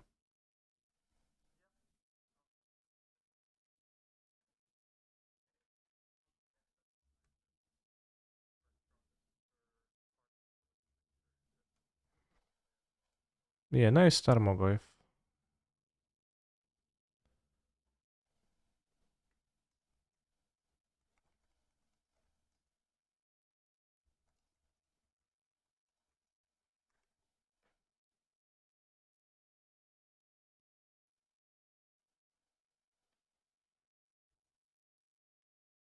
Soul Transfer. 1 black sorcery.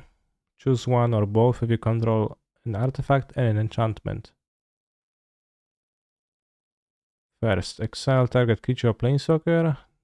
Second, return creature or planeswalker from your graveyard to your hands. I assume it's another piece for those LOL control decks.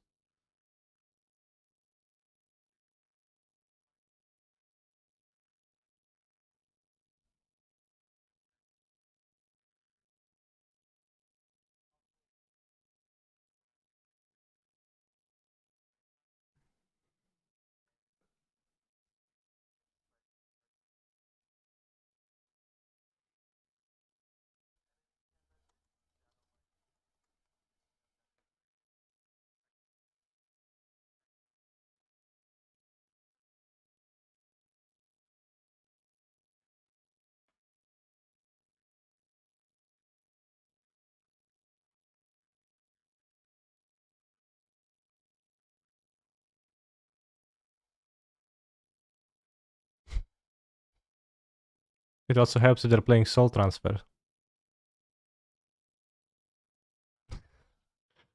Because they can return because in the mirror.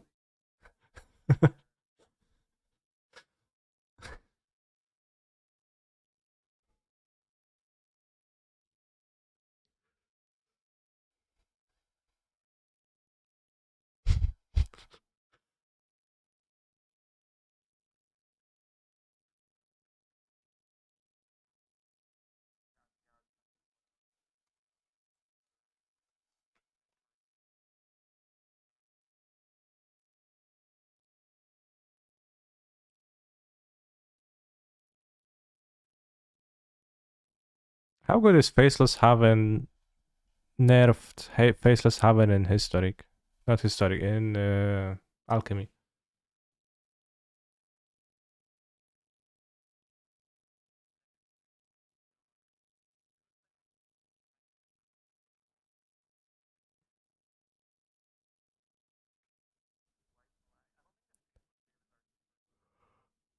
Because it's standard they banned it, right? So like sorcerer speed removal is more acceptable. Yeah. Yeah, seems like a potentially solid standard card. Exiling removal plus returning a thing from your graveyard, like 2 for 1. Pretty neat.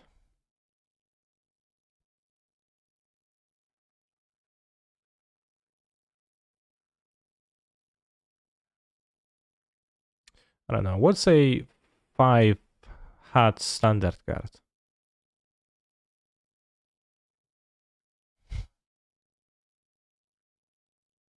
Is there one standard right now? Let's like use standard as a benchmark.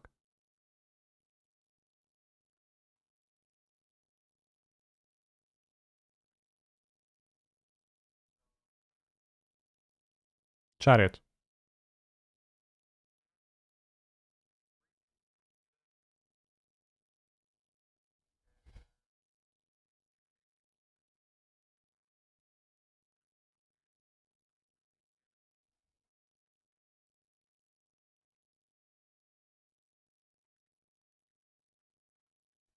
Wedding announcement. I remember that.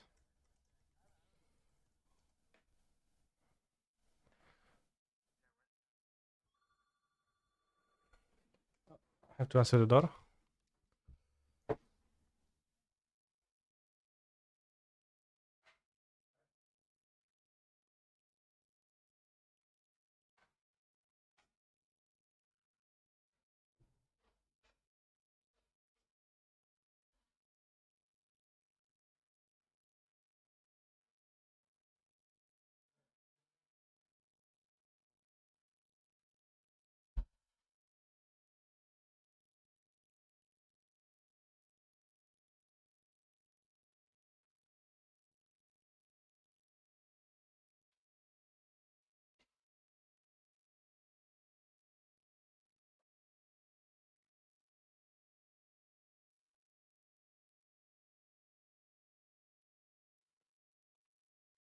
Alright, so what's your rating for the transfer?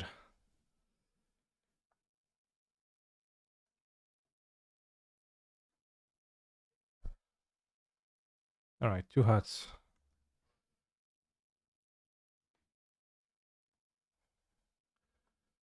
I'll refrain as it's mono standard. And this one interests me because this is a card that you asked me to add to the cards we're going to discuss. Tribute to Horobi 1 black. First and second chapter, each opponent creates a rat rogue. 1-1. And then third chapter transforms. When transforms, gain control of all rats. Then when it attacks, you may sacrifice another creature. If you do, draw a card. Flying haste, 3/3. What do you like about this card?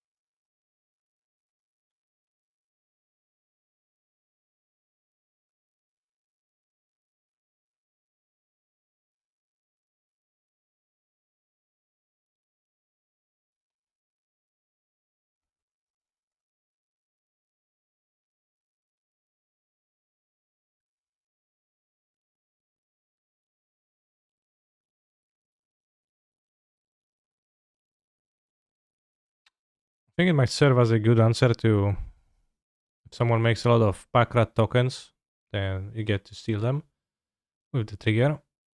But besides that, in constructed in general, the idea of paying 2 mana for a card that for 2 turns is not gonna do anything. Even worse, it's gonna do something that directly benefits my opponent.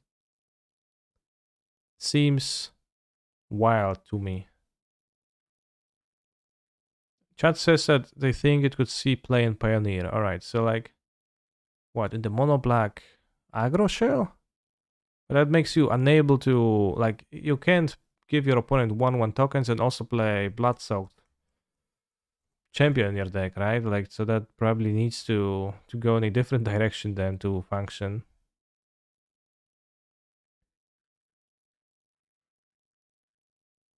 Folklore creativity.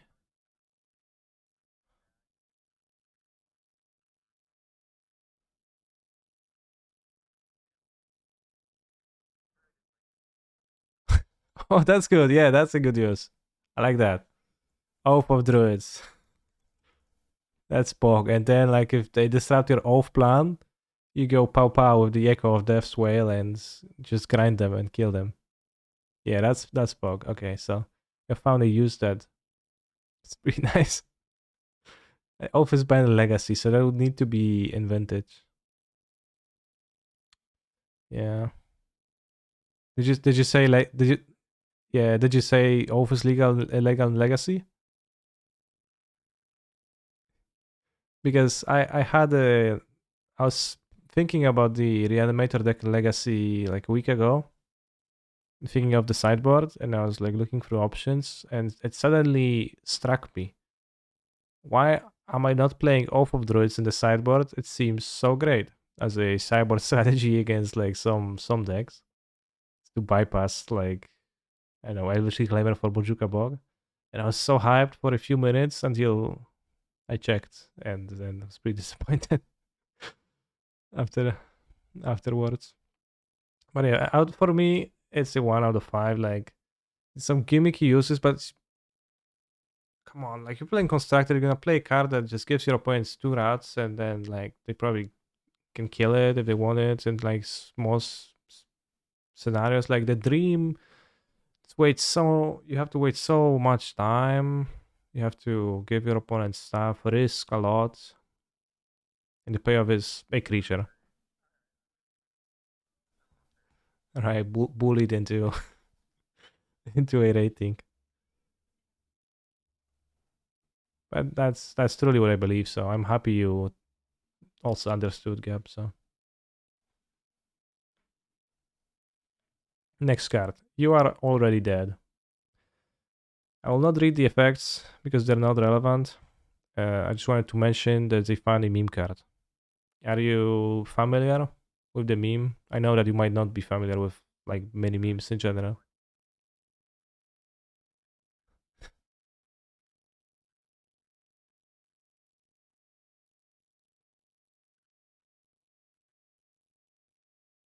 Damn, that's nice.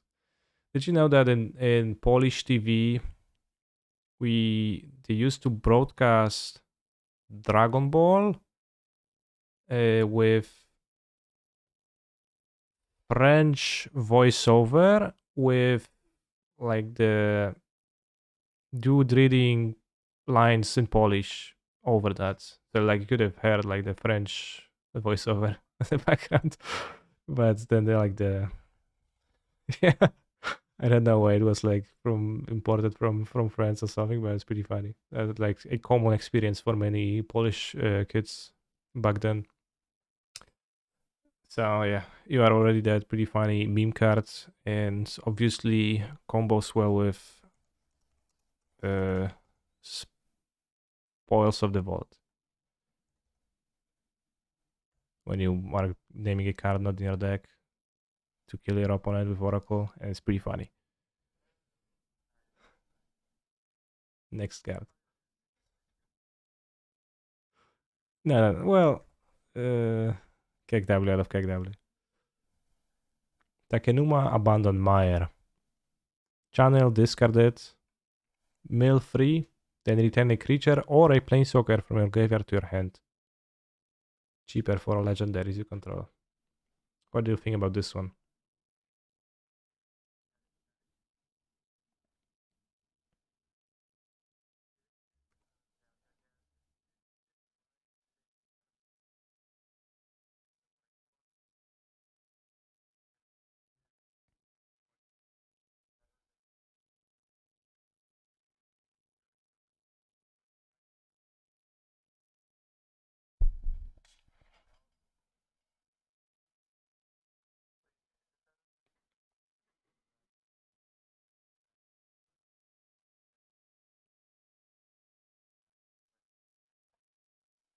Yes, it does play Shizo oftentimes. And I think Takenuma is like pretty significantly stronger effect than both of the lands that we already talked about. Because specifically of Lurus and how Lurus operates and how big of a part Lurus recursion with Kolagan's command is already in grindy games out of those decks. Being able to play a land that can rebuy you a Lurus in the late game at low cost seems like something that I would be attracted towards if I were doing a two color deck. In a three color deck, in a three color Lurus deck, seems impossible to include Takenuma reasonably. In a two color deck, seems very nice.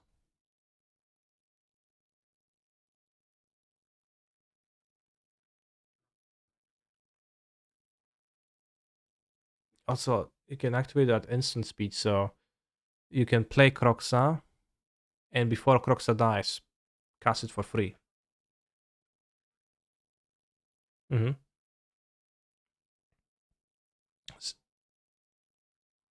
Yeah, and also in general, seems like a stronger effect on a mana sink type thing, which you're going to be using when both players are probably depleted out of resources, rather than a bounce spell or like 4 to an attacking creature, right? Because those are kind of not excelling in like grindy scenarios, but returning your best creature from a graveyard probably does.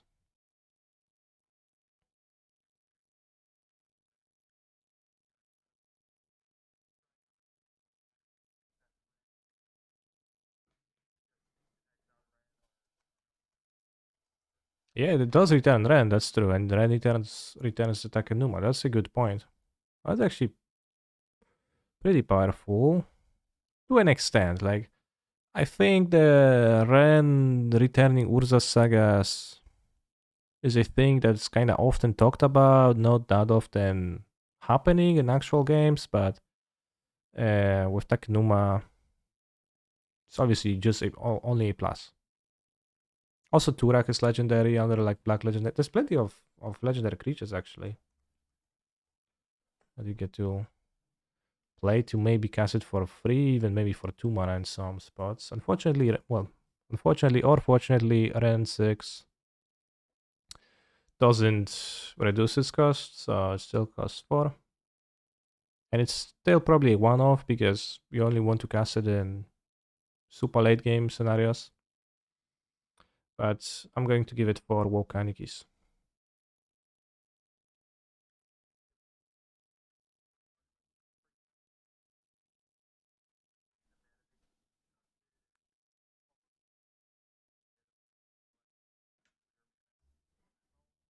Yeah, and John is rough.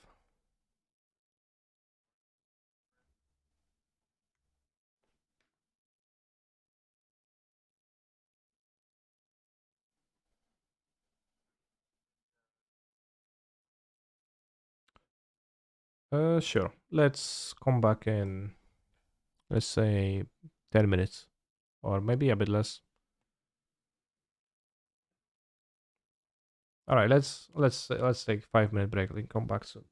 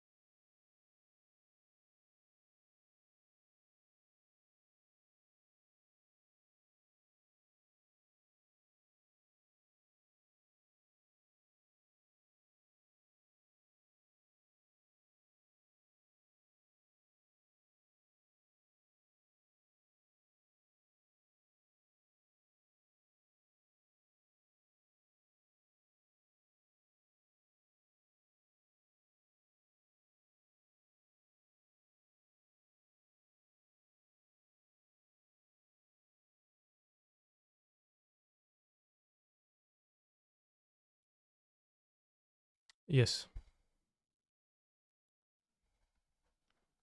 Chat said you rearrange your room because yesterday all the things were on the opposite side, so I don't know why would you do that.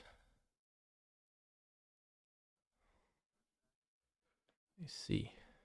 But with that, we're going to be moving to red cards. Invoke Calamity. One instant. You may cast up to 2 instant and sorcery spells with total mana value 6 or less from your graveyard and hand without paying their mana cost. Those spells would be put into your graveyard, exile them, send and exile Invoke Calamity. Instant, notably. I think instant is pretty notable. A nice part of this card as it lets you cast sorceries. Thoughts?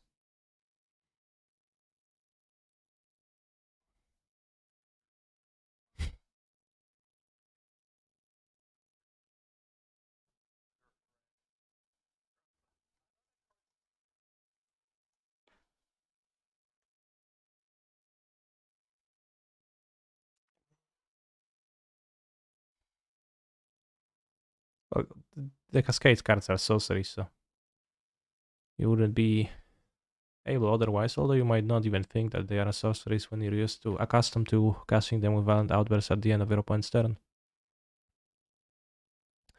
It can also cast itself. So in theory, what you could do is you could go Invoke Calamity, cast Crushing Footfalls, and Invoke Calamity, which is going to cast Crushing Footfalls and Invoke Calamity. Yeah. Well, no, not quite, because you can cast those spells from your graveyard or from your hand. Yeah. Although you'd probably like need to set up with like some discard effects. Some preferably instant or sorceries. Chad mentions Prismatic Command, yeah. And also chat asks, what would be the best cards you could cast with this? Well, yeah, somebody else in the chat mentions that you can cast the entire Ad Nauseam combo with that, which is also like, at this point you could just cast the Ad Nauseam combo, right? So a little bit weird, but you can also cast it from your graveyard partially. So there's some weird stuff here. Like,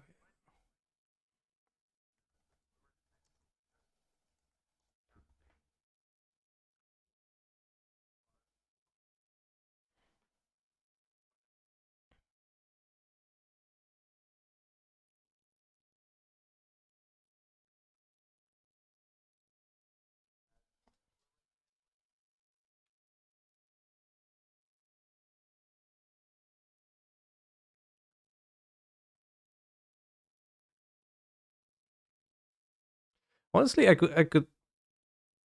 yeah, I could see this like played in Rhinos, maybe. Like probably not many copies, probably not in those Rhinos.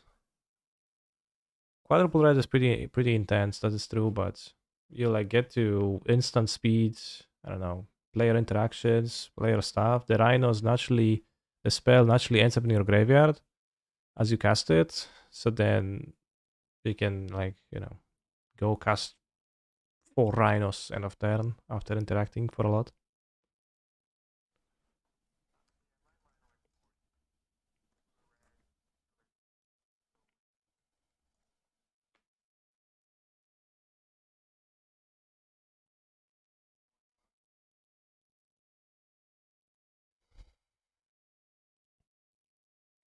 With Cryptic Command, that sounds like trouble because then you're trying to play blue, red. How do you like? How many Cascade Blasts do you have in your deck? Probably 4 at this point. It's a pretty weird card, and I don't have an obvious use in my head to it, and it's more likely to fail than it is to dominate. But I think there might be something for this, so I'm going to give it 2. modern wise. Invoke Calamity.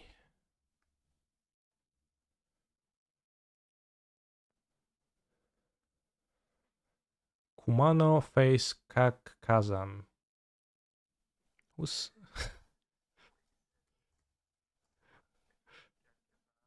Kekazan? Who's Kekazan? Good question, right? Kumano was a creature in original. Um,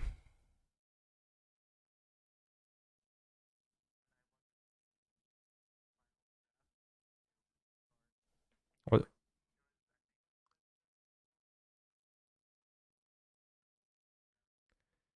Yeah, best in the format. Surely it doesn't look like one.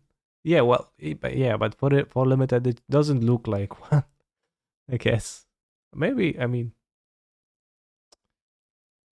well, I don't think it would be the best limited rare in the like contemporary set.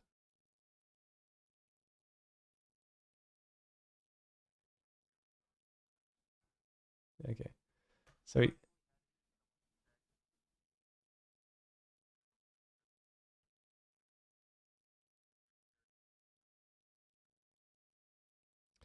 that's pretty base.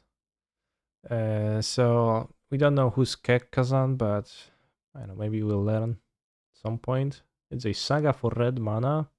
First chapter, 1 damage to each opponent and each planeswalker they control. Second chapter, when you cast your next creature spell this turn, enters with a natural +1/+1 counter. Third chapter transforms into a hasty 2/2 with an ability where creature deal damage this turn by a sorcerer exiled instead. So not like a very relevant ability, but mostly a hasty 2/2.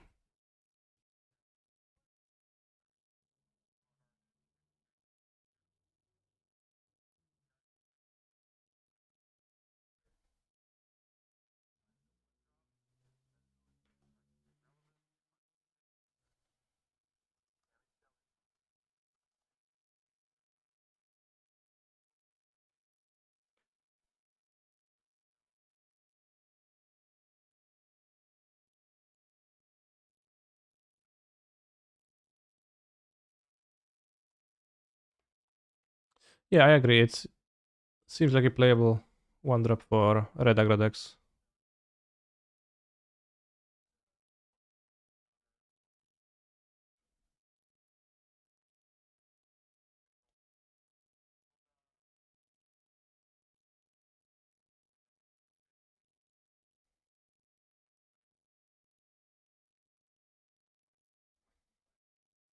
Yeah, it's kinda the card says haste, but it actually has like anti-haste, where you play it for 1 mana and it doesn't attack until turn 3. So it's a bit sneaky on this one, but yeah, like fine 1-drop for red. Probably would play it if I were to play a mono red aggro in standard. Do you have a rating in mind? Alright, 3 hearts for standard.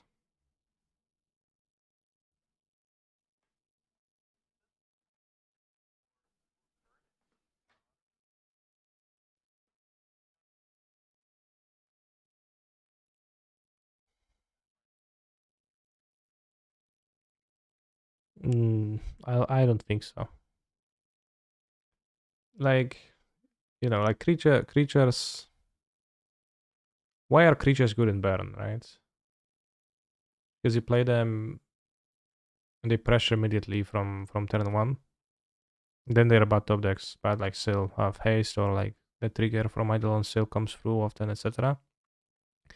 This,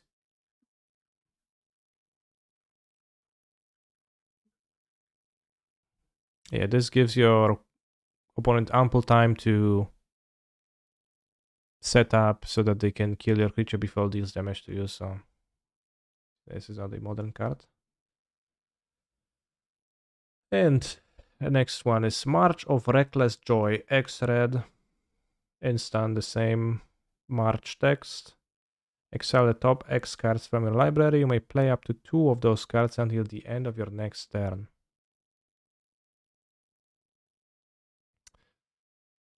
What do you think about this one?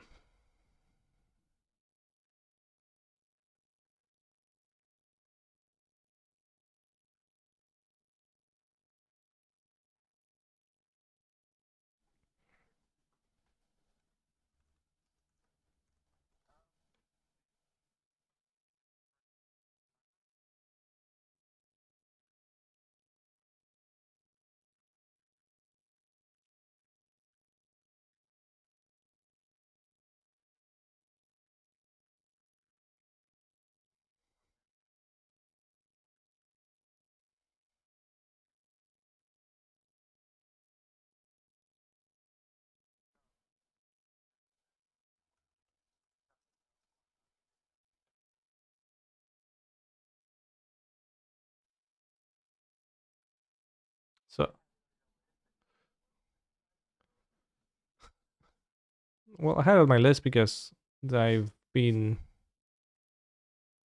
involved in some discussion about this card's power level in my chat. I think once or twice, and what we get here compared to, let's say, Light Up the Stage, or as you said, Reckless Impulse, because either free mana or costs you a card to exile 2 cards so that you can play both. It's pretty expensive. Then it scales better if you want to exile more cards from your hand, or if you are willing to pay more mana. So let's think, in what scenarios could you exile a lot of cards from your hand to dig very deep? Probably if you had some kind of a combo finish to find, right? Oh, Chad is mentioning Song of Creation or Belcher. You have to exile specifically red cards, which I guess in Belcher it works kinda well. And there is like some issues with finding your Belcher sometimes in this deck. And you could throw away some rituals, some lands from your hand, some trash cards. Maybe if you draw the cards that you are trying to set up the recross piles with, like the Pact of the Titan or Infernal Plunge, you could ditch that to dig. Pre-dig. But for value wise, it seems pretty tough for me to justify that, right? It's gonna be costing 3 mana or a card to like get a Light Up the Stage worth out of that.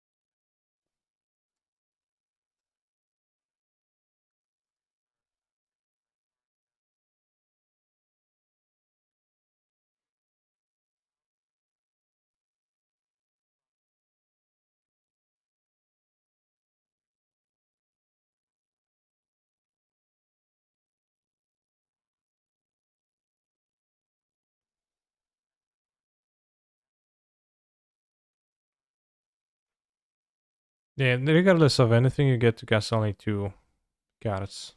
Unless you exile Squid the Immortal to March with Reckless Joy, then you effectively draw 3 cards.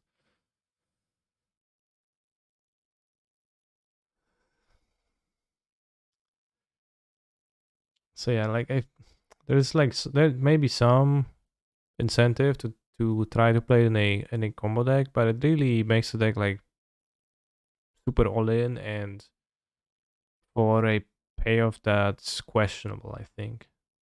Like it's gonna help you find your Belcha, but only kinda a little bit, and like you have to commit resources to that, and you might be left with nothing. Not super attractive to me. So I think my rating is I'd say 1 out of 5 overall for modern, and I don't know, for standard, do you think you can play it as a divination? It's not really good in standard.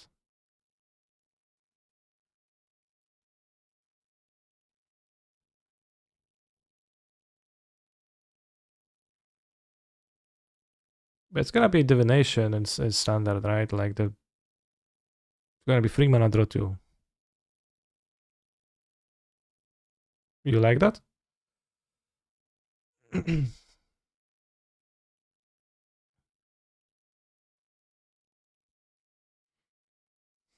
huts.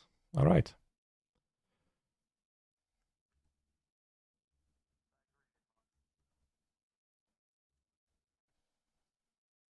I'd be surprised if the optimal Belcher decks.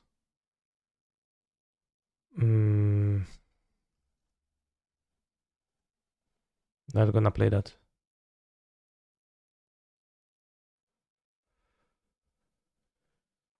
Next card. Shokenzan, Crucible of Defiance.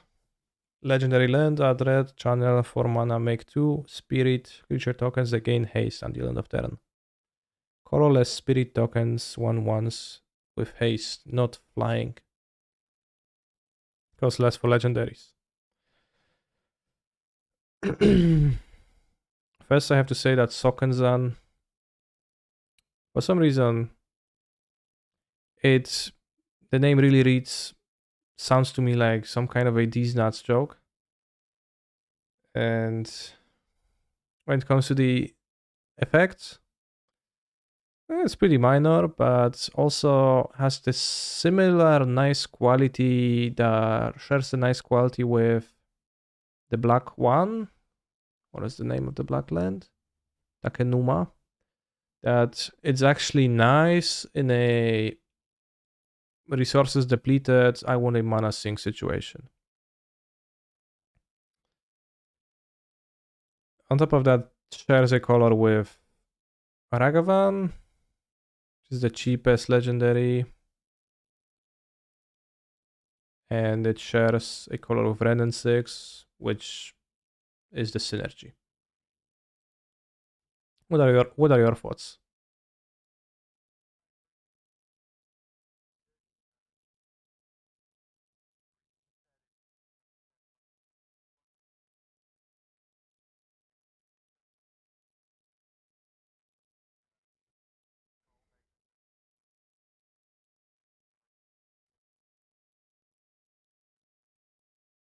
Yeah, that's true. Working as in win condition is nice. Uh, instant speed, so it does work with counter magics. It does punch 0 point for not playing into your counter magic. End of turns, haste spirit tokens, pretty funny.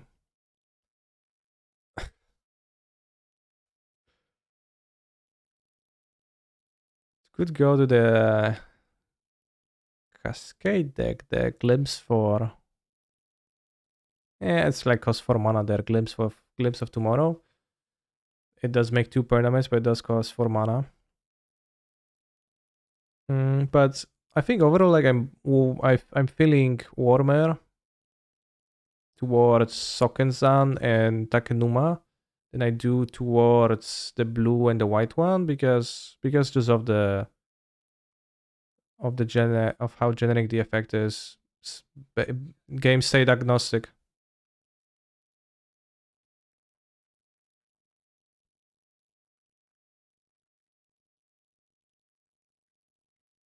Yeah, we probably play it in Baron, right? Why not?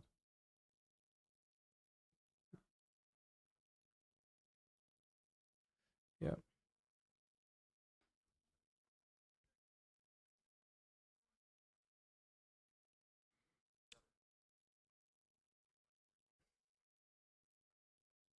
Yeah, I give it 4 out of 5 for that. Chad also mentions as a 5th Dwarven Mine for creativity. Yeah, maybe why not? Especially since creativity is a deck that runs 7 and 6 commonly, so like that would be nice to have that synergy already in your deck. Also, given that like Ragavan costs exactly 1, you can actually play Ragavan and it doesn't interfere with your using Shokenzan whatsoever.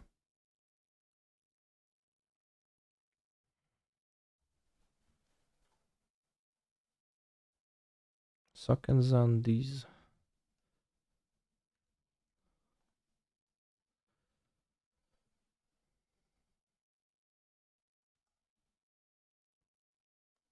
And that means we're done with red cards, moving on to green cards.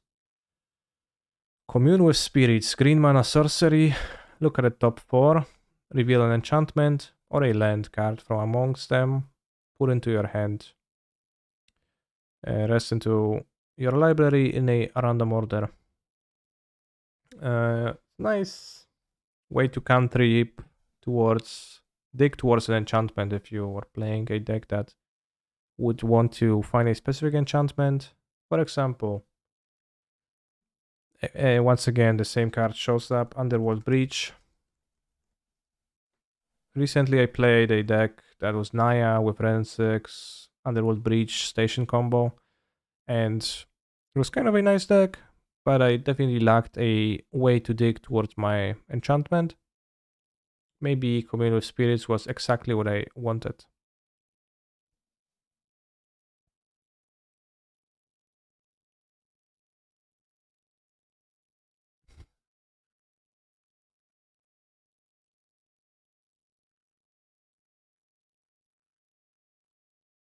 Let me repeat myself. I recently played with a Naya version of Underworld Breach, grinding session, trying to use like Ren 6, Urza Saga, this type of stuff.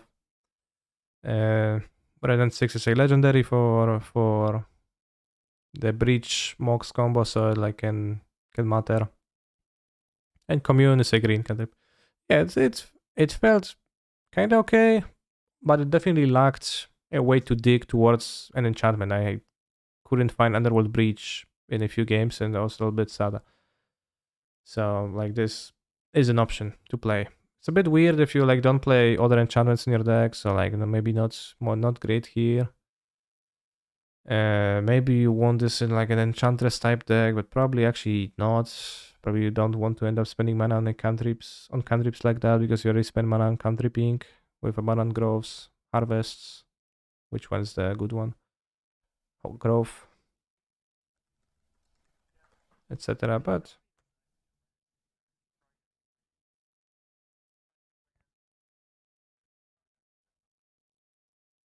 yeah,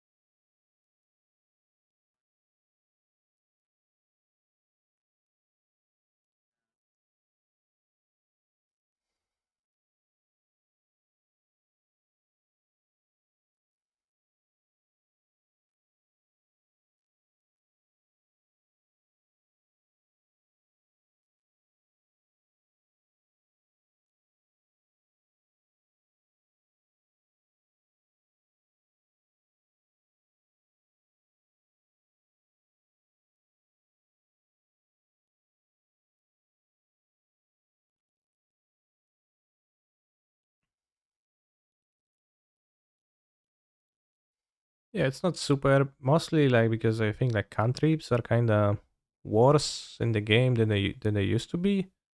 Just like in general, the idea of spending mana on cantrips is like worse than it used to be maybe 10 years ago. But it's a nice cantrip. 4 cards is relatively deep. Also, chat brought an important point. Card is called Commune with Spirits. You cannot find spirits with it. So what the hell, right? Kind of very confusing experience.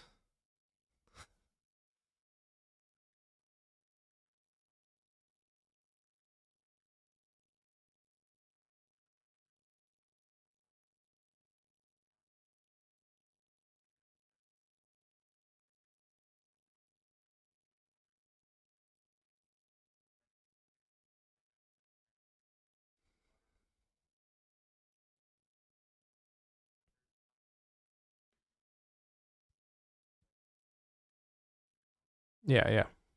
Like the cantrip I tried putting in my deck because I wanted some selection in Naya ended up being Abundant Harvest, which I think this would be better than Abundant Harvest because I wanted the cantrip for a specific job of finding it.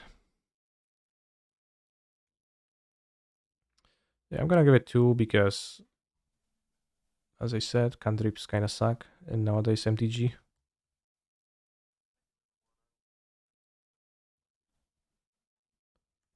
So you said I was like had good arguments, but then you said, "Oh, 1, sure."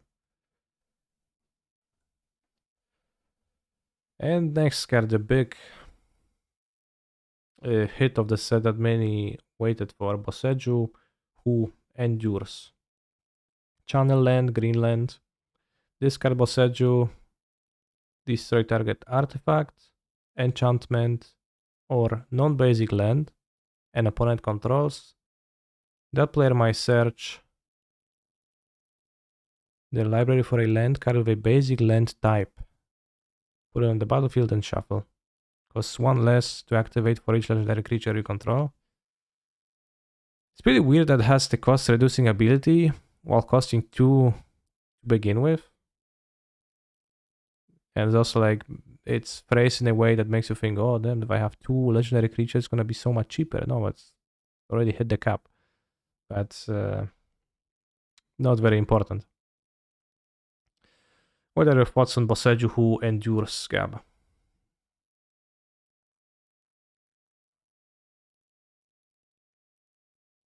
Why is that? What makes you go against the grain? What makes you go against the grain?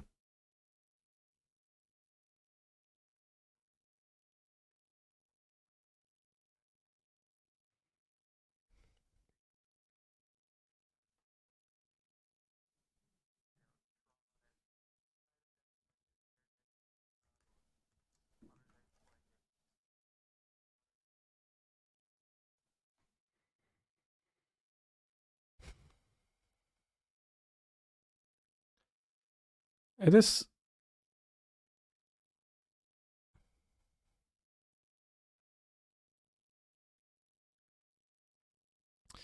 true that the spell that you get out of Boseju is kinda not super, right? Like it's an Assassin's Trophy, but cannot target all the things that you can target with Assassin's Trophy.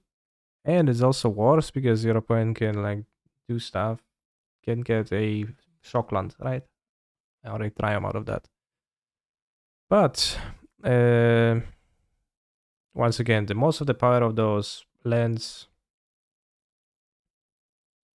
is like not tied in the spell being super, right? But in the like land typing allowing this card to do stuff that it wouldn't otherwise if it was just an instant that you put in your deck. Well, first and foremost, it's a land that you can play, so has the natural home. Well, I guess we talked about like those lands in general, right? But what makes Boseju different than the remaining ones, right? It's the cost of the ability.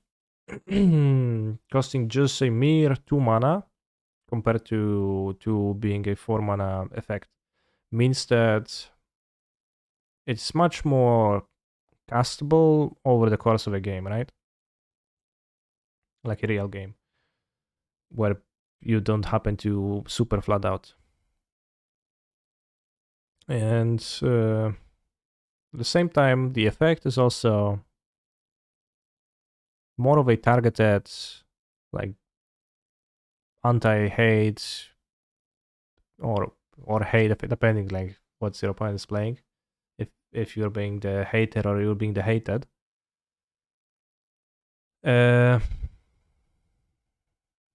I agree with you in that it generally seems a bit overpowered. Not over. No, I agree with you that in general it seems a bit overhyped. That is the word I wanted to say. But at the same time, it does provide you with a great amount of flexibility. The first one in many decks, in Tron, in Titan, Great answer to Blood Moon or other effects that could stop you. Great answer to mirror matches or whatnot. That is grabbable with Expedition Map. And well, there's so many Expedition cards. At the same time, the low cost also makes it synergize infinitely better with Ren 6, because synergizing with Ren 6 actually, I think it's more likely to come up, right? Because it's something that you might want to start casting early, depending on the matchup, and often. And Ren lets you...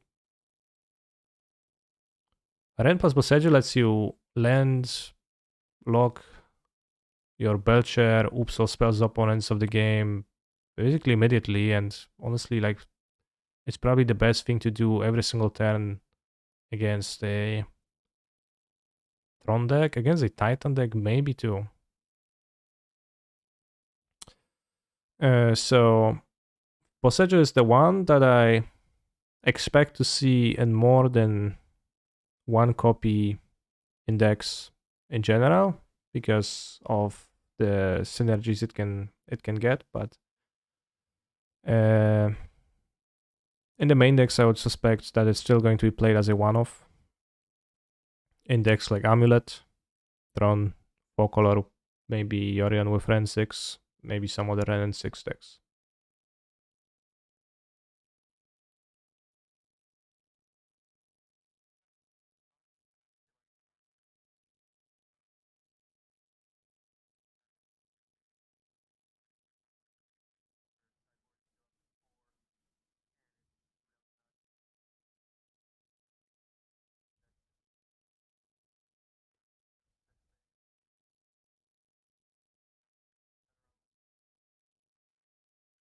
Yeah, it would be hard. Yeah, it would be hard to go to like up to 4, but like 2, 3. Like, the extra copies do lose their value of being a land that you can play to produce mana, but well, if you all you care about is finding Ren 6 plus Boseiju, which there are definitely matchups that can come down to that, it feels like a viable strategy to sideboard more Boseijus to supplement that plan.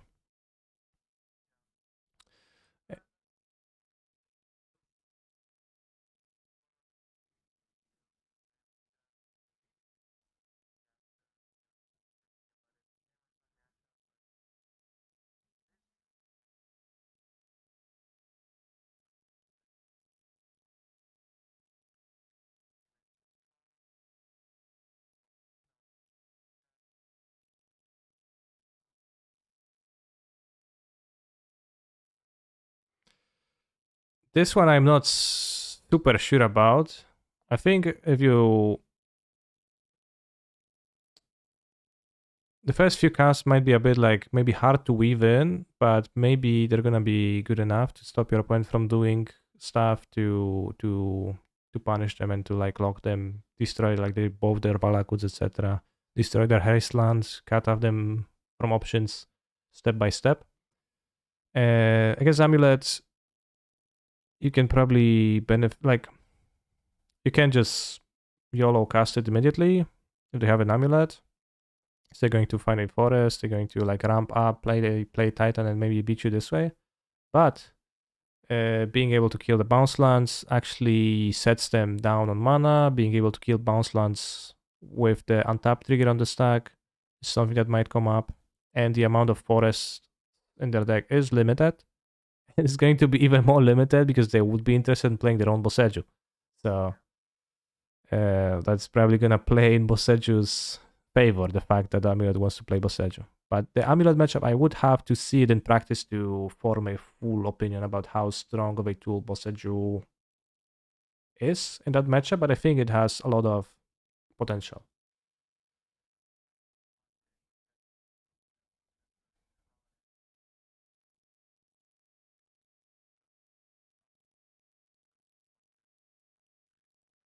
Yeah, that I think is obvious. To me, at least. To me, I think it's not obvious to everyone. Because I think the like opinion that I encounter about those lands too, that relatively commonly is like when people say, "Oh, it's a great answer to Urza's Saga." No, it's not a great answer to to like a random artifact or enchantment your opponent plays, it's a pretty shit answer, right? You pay 2 mana to 1 for 2 yourself, and it's like typically pretty pretty not good. Like I don't know how much you've played with Assassin's Trophy in general, but yeah, if you play with Assassin's Trophy, that feeling of never wanting to cast this card because it's so bad is gonna persist against like decks that are trying to play, let's say, a real game of Magic the Gathering, but against decks that's the less of a real game of Magic the Gathering the decks want to play against you, probably the better Boseiju will be against them. Of course, like depends too, because like against Storm, etc., it's not good. But against many decks, like it can be a powerful effect, especially when repeated.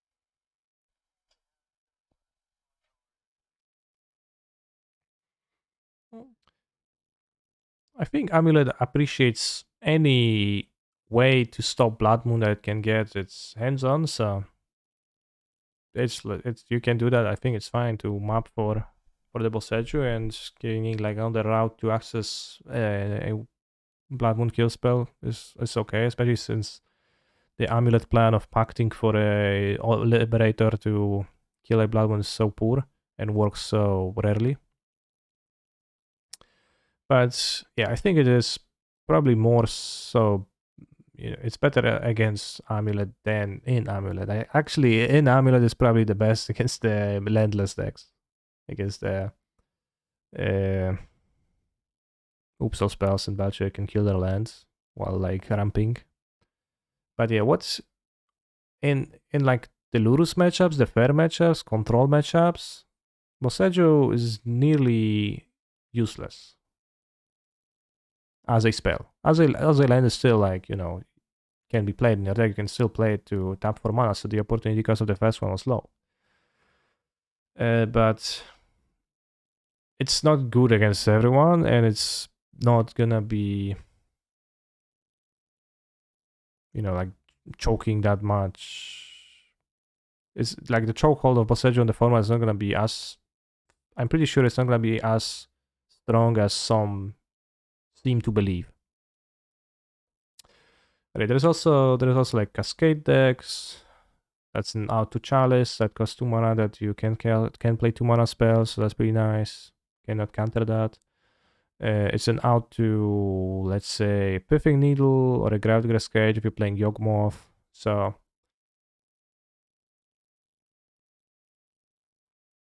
yeah,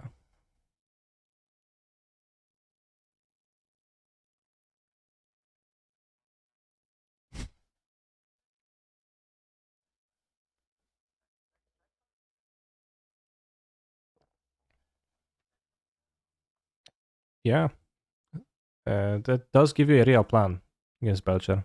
Like it's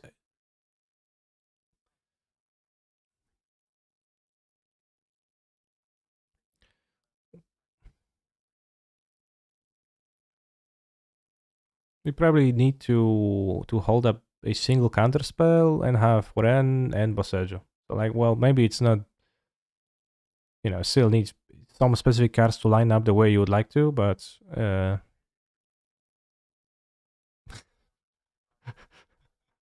it used to be the case. Some of the landless decks did that sometimes. Yeah, like a swamp.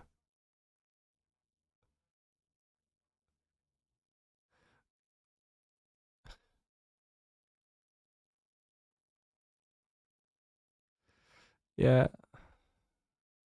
yeah. But what I've seen was oops with a swamp, which that's that is more variants like included.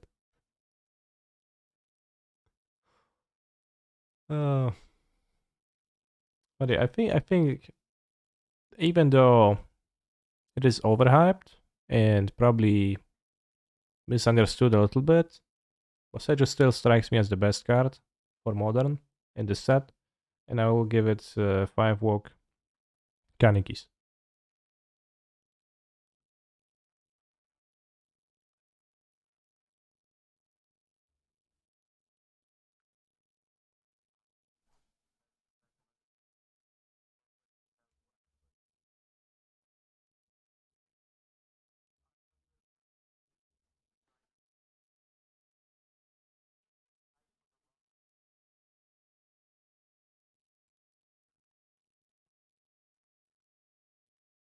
Yeah, like it's also here like the argument, oh, that you can just land destruct your opponent, you can run them out of fetchables, but like sure, how long is that gonna take?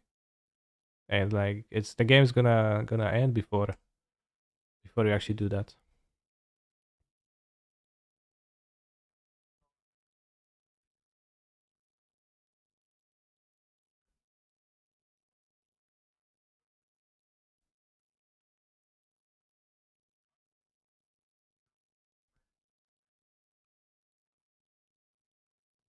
Well,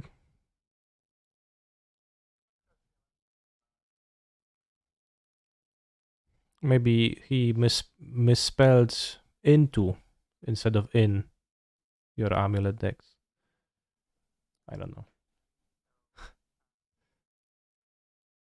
But at the same time, F. Pavlush is like a vivid proponent of playing Slayer, Stronghold, and Amulet, which is over Hanwar Battlements, which is a discussion that we're going to spare ourselves for now.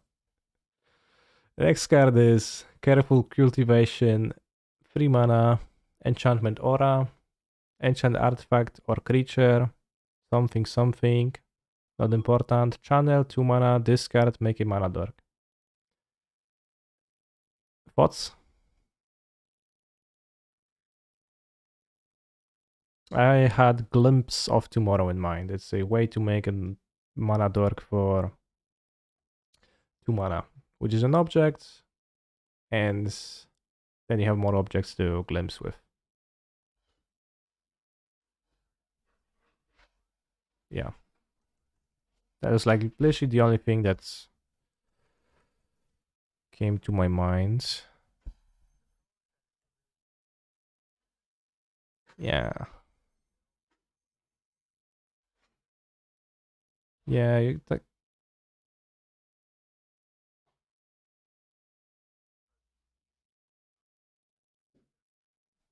that is true. It's pretty poor to reveal off of glimpse, enchantment aura, +1/+3 for your fury. Yeah, doesn't seem to do anything.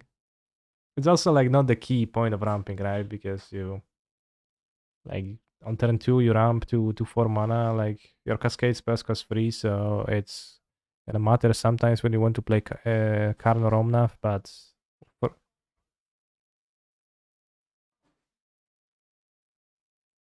turn 1 Kalni Garden, turn 2 Careful Cultivation, turn 3 Kalni Garden again. 1, 2, 3. Yeah, if it was a 7 mana 5/5 creature, let's say, then I think it would be pretty cool. As it is, it kind of stinks in that. Put all non-aura permanent cards, so you don't even get it from Glimpse. Damn, that stinks.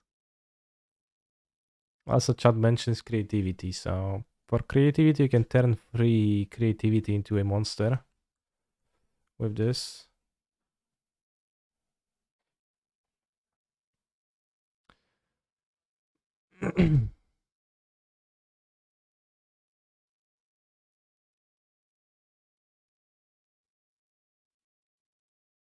Alright, chat clarified. Then do the same for aura. So you actually get the aura. But you first bring stuff and then you enchant. Yes, it doesn't make the difference because the card sucks in play.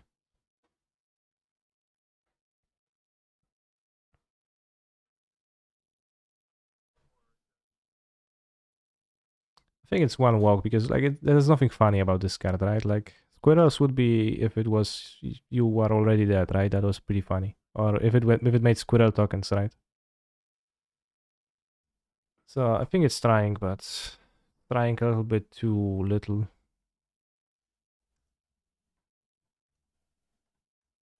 And you don't get much points for trying.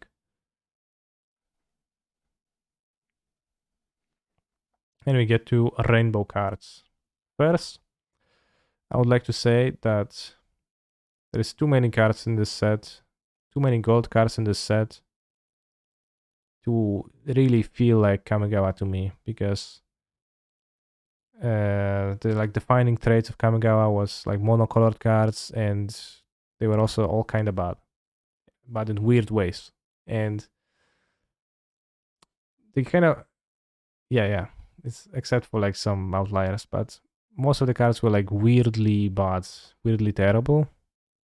Cards in this set are too gold, too modern, and too good on raids to feel like true Kamigawa. But that was a side note. Let's read Colossal Sky Turtle. I've noticed that you cringed when looking at the card. 7 mana, enchantment creature, turtle, flying worth 2, channel for 3 mana. Discards Colossal Sky Turtle, return card from your graveyard to your hand. Channel for 2 mana, discard Sky Turtle, return creature to its owner's hand. 6/5. Thoughts?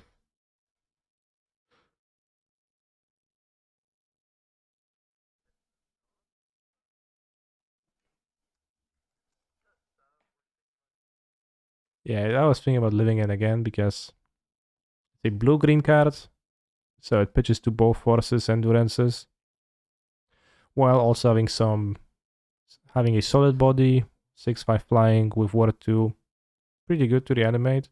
Doesn't matter the most what's the body of the creature you're reanimating, but it's not entirely irrelevant.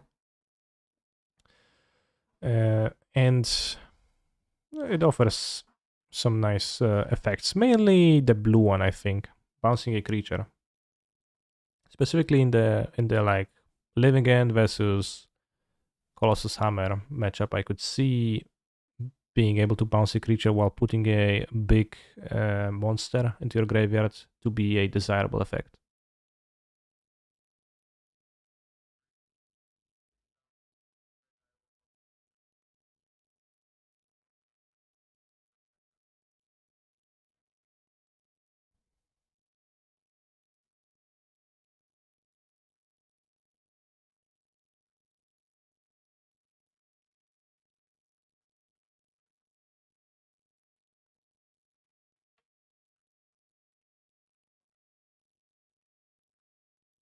If it was normal pyramid, it would be insane. Then just straight up replacing Brazen Borrowers. Would never play Brazen Borrower because Sky Turtle is so much better, but uh,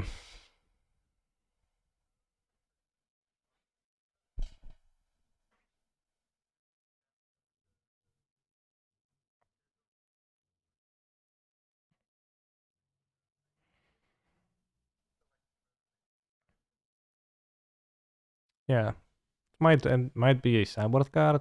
Probably a pretty weak one because, like, honestly, you're gonna be playing this over Force of Vigors. Probably we will lean towards playing Force of Vigors times more. So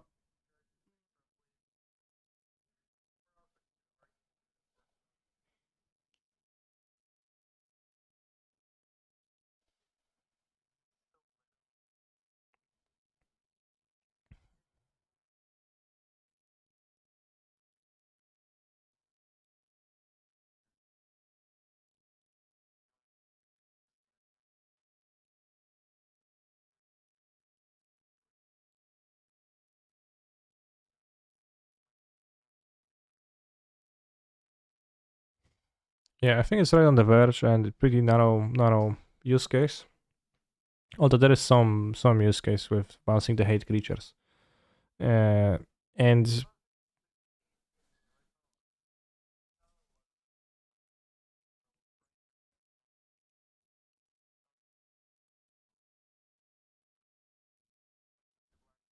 Mm-hmm. But the green channel effect gets better if they're playing Potsies. I'll give it 2. I could imagine playing it in Living End. I'm not jumping to include many copies of that card in my Living End deck. But I could see myself playing it.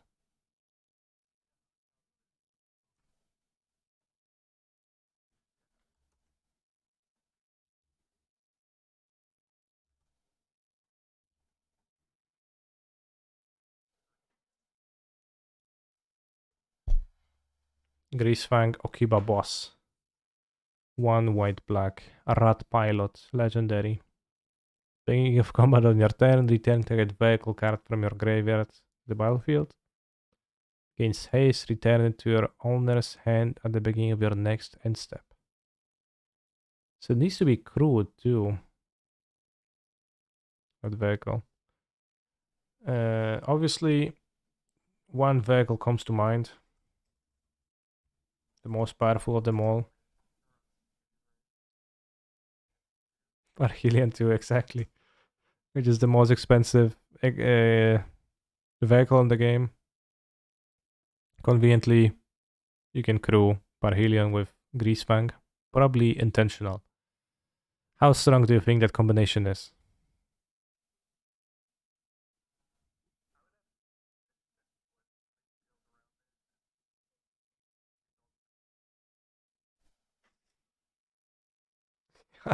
I think I agree. That doesn't seem like very good on the surface.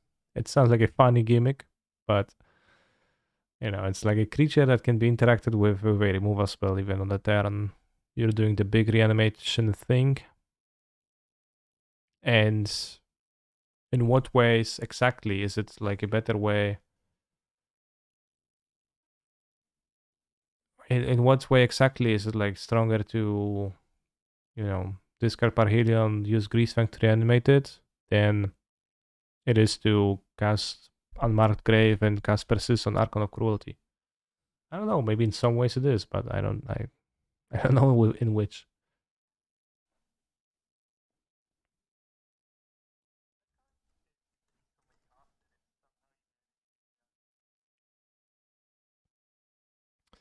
You can play some like cheaper vehicles that are still worth returning, like Sky Sovereign is like almost a playable card. Smuggler's Copter is genius because Smuggler's Copter is also a discard outlet. Does it begin to click yet?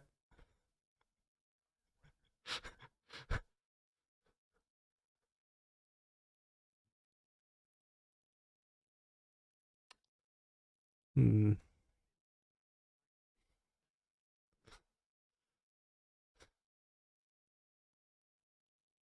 Well, I'm just asking questions.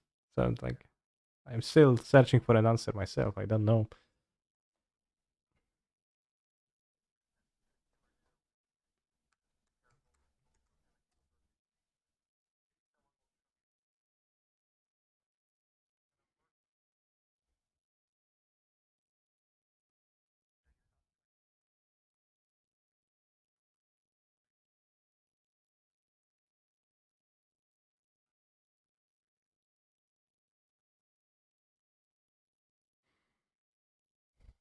What about Dermotaxi?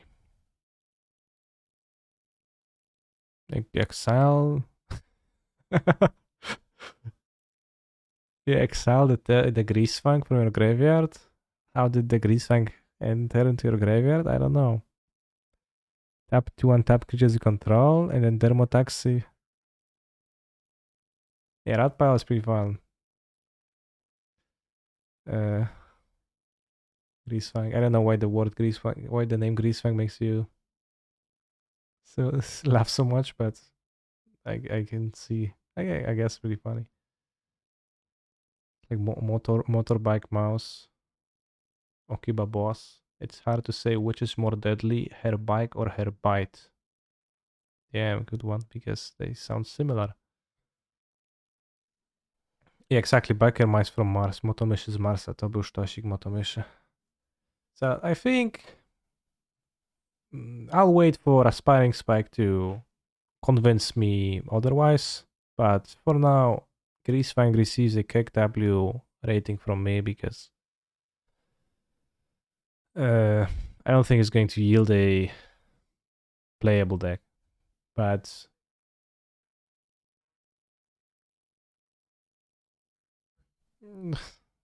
that, I mean, this but it clicks better when I give KW. Alright, one hat. Brutal.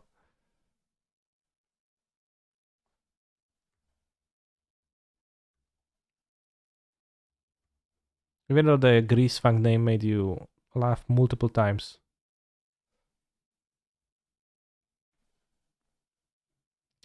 Hidetsugu consumes all. Destroy each normal permanent with mana value 1 or less on the first chapter. Second chapter, exile or graveyards. Third chapter, transform into vessel of the all-consuming. Which is a free ogre shaman, trample, enchantment creature. When it deals damage, put a +1/+1 counter on it, and some flavor text. Thoughts?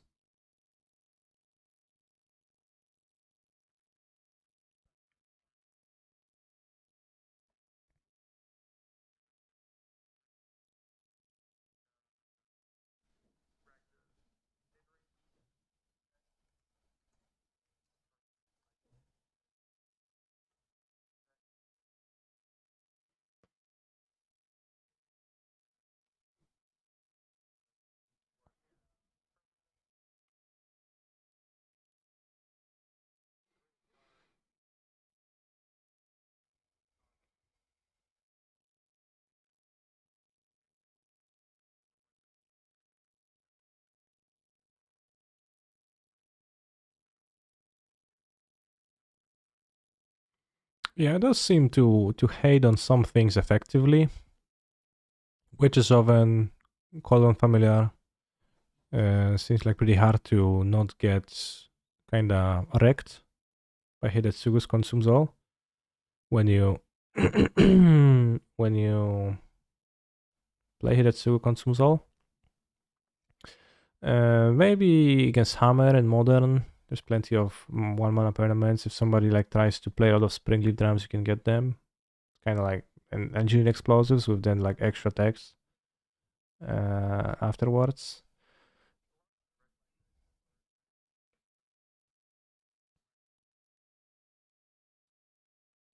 Definitely. In fact, like all the black decks in Modern are Lurus decks right now. All the good black decks. Literally, like Lurus and Fozzies are the two only good black cards to play. Oops. Speaking of cards, uh, so I could view it as a like sometimes useful sideboard card. Uh, it seemed to me that this card garnered plenty of excitement. Weirdly, like more so than it would seem to reasonably get from like its power level, but I don't know. Maybe people just like the idea of sweeping 7 Death Shadows and Death Dragon Rage's channelers and then also exiling them forever. But that's like that's the dream. It's not gonna happen. But pretty good sideboard card against some specific scenarios. Even if it's mostly in historic, I think in historic it probably looks better than in modern.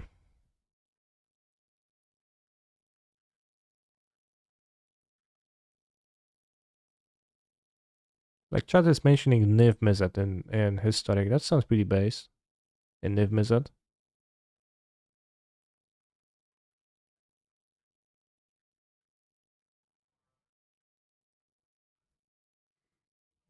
And they have some graveyards. Do they still play the graveyard auras, the like Sentinel Eyes, etc.? So that still comes relevant. They also play Lurus, so it makes the Lurus have a less wide of a selection. And it's even main deckable because even when it's bad, it becomes a creature. Eh, Not the best creature, but alright, I'm gonna give it for like multi-formats powerfulness. I'm gonna give it 3 volcanic keys.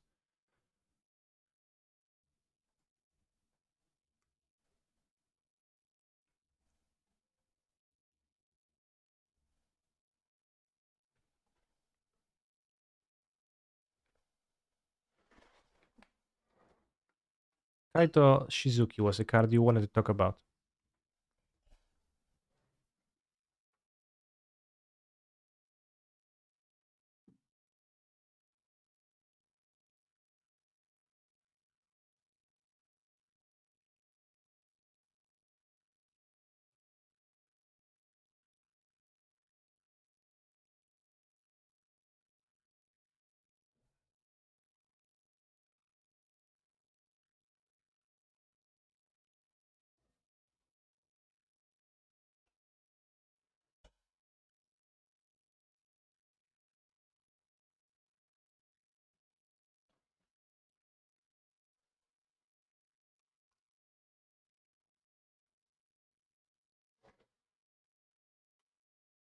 I agree with you fully.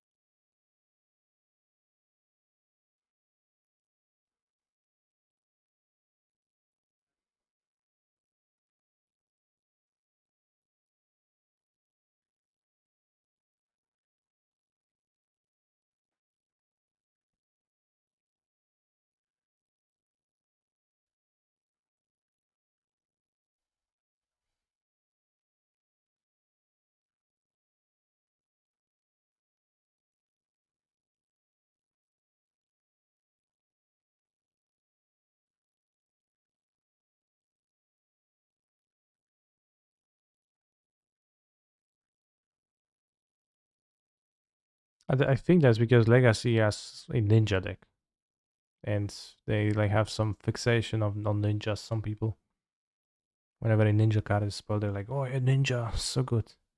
So, well, what formats were you talking about?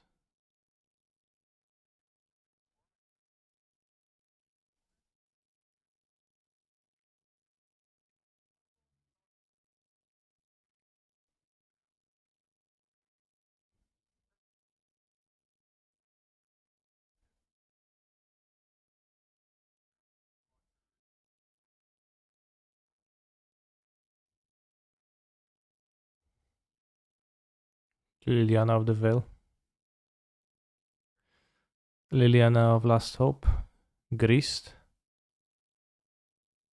Probably Greased is like kind of like that. Well, yeah.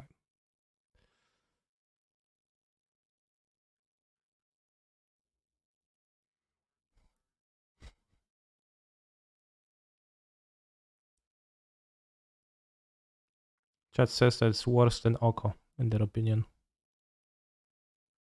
I would agree too.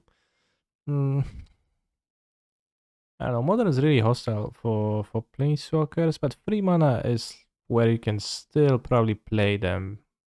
Like Grace is really powerful for the Yawgmoth deck, and like largely because it's a planeswalker too.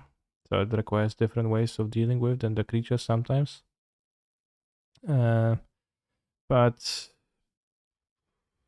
kind of seems a little bit weak for modern, right? 1/1 ninjas.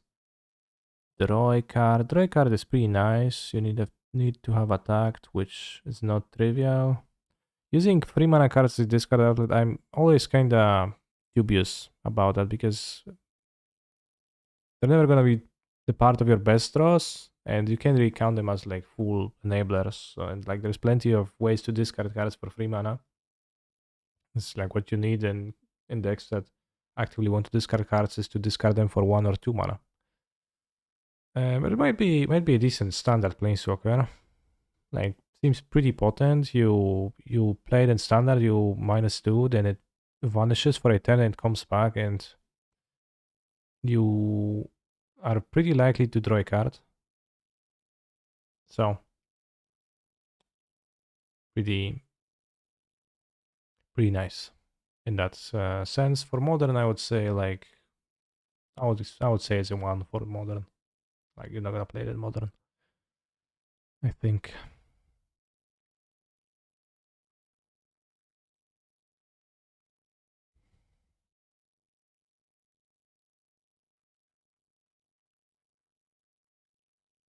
Well, modern ninjas, obviously. They even printed that in Super Ninja in Modern Horizons 1. And the token is a ninja, right? Yeah, the token is a ninja. Ingenious Infiltrator, right? Whenever a ninja you control deals command damage, you play a dry card. Maybe.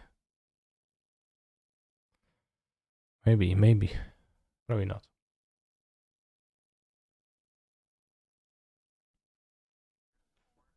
Alright. I'm gonna give it a 2 between 1 for modern and standard. Like, seems like a okay planeswalker for a standard.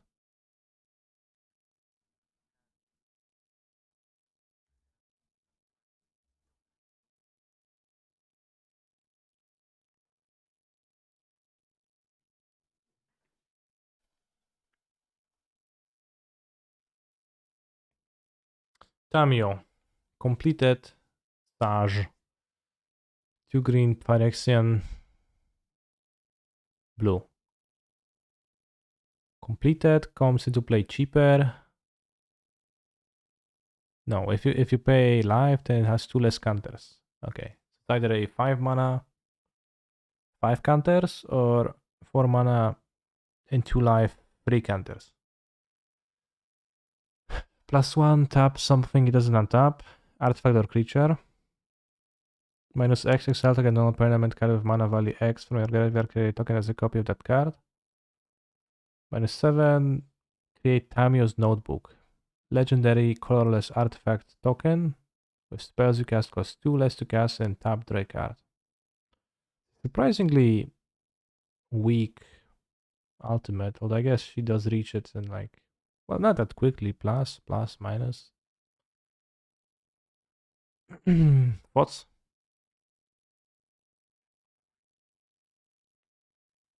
Yeah, I think so too. It's a bit of a like weaker end for a planeswalker. For modern 5 mana, 4 mana planeswalker like this with a plus ability that doesn't produce any material. Yeah, absolutely not. Even though you can. Not in the discussion, you say. Yeah, I think so too. Maybe the colors being the best pitch colors, probably, kinda. And -X, you can get like a planeswalker. You can get like a Ren or a Tefari out of that, but it sounds like a stretch. As for standards and newer formats, the -X ability is also gonna be weaker because it's gonna be scaling poorly because the cards you're gonna playing with are gonna be weaker, so you're gonna get back a weaker thing. So no, so this card just has a +1 that barely does anything. Just like tap down, yeah, fine. Doesn't produce material, whatever.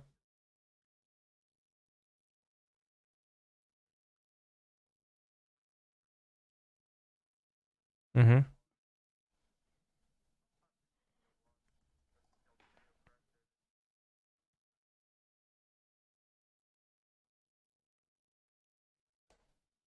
Or on Tamio Field Researcher. I guess that was pretty powerful at times. Yeah, I know, but on Field Researcher it was also in like Bond Company, Mirrors and Standard. Sometimes was actually pretty effective to tap down 2 creatures for 2 turns out of combat. Uh, sure, but like that does something, but like Tamio. Where was the original Tamio played? Standard? Moon Sage?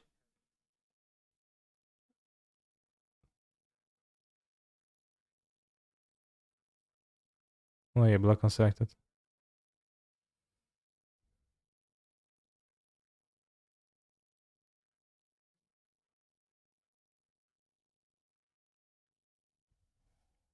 So, yeah, well, one of in like a block constructed deck is probably not a very high bar. Because like when I look at the original Tamio, I also see the same issue, like a kind of plus, but for what purpose, right? To like eventually use some one of the minus abilities, -2.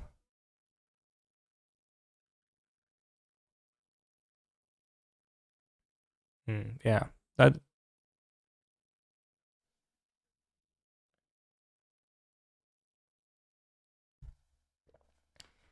also the ultimate was you get no maximum hand size, and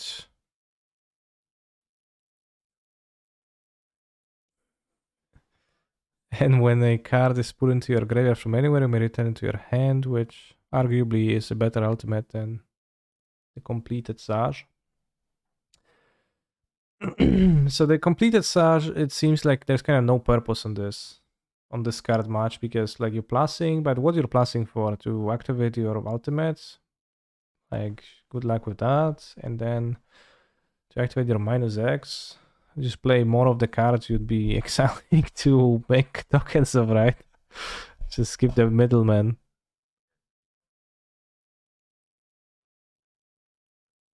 Yeah. I I don't think she got tempted because like I think she got infected. Like the Phyrexia works like yeah. I give her one. I think the card is pretty bad, even though I find you didn't add it. I didn't have it. Then I don't know how it ended up here. Confusing. Yeah. Chat says she got infected by the reality chip, which was somehow I don't know. Maybe it was hijacked by Jengi Taxis, which we didn't talk about because it doesn't seem very constructed powerful, but uh,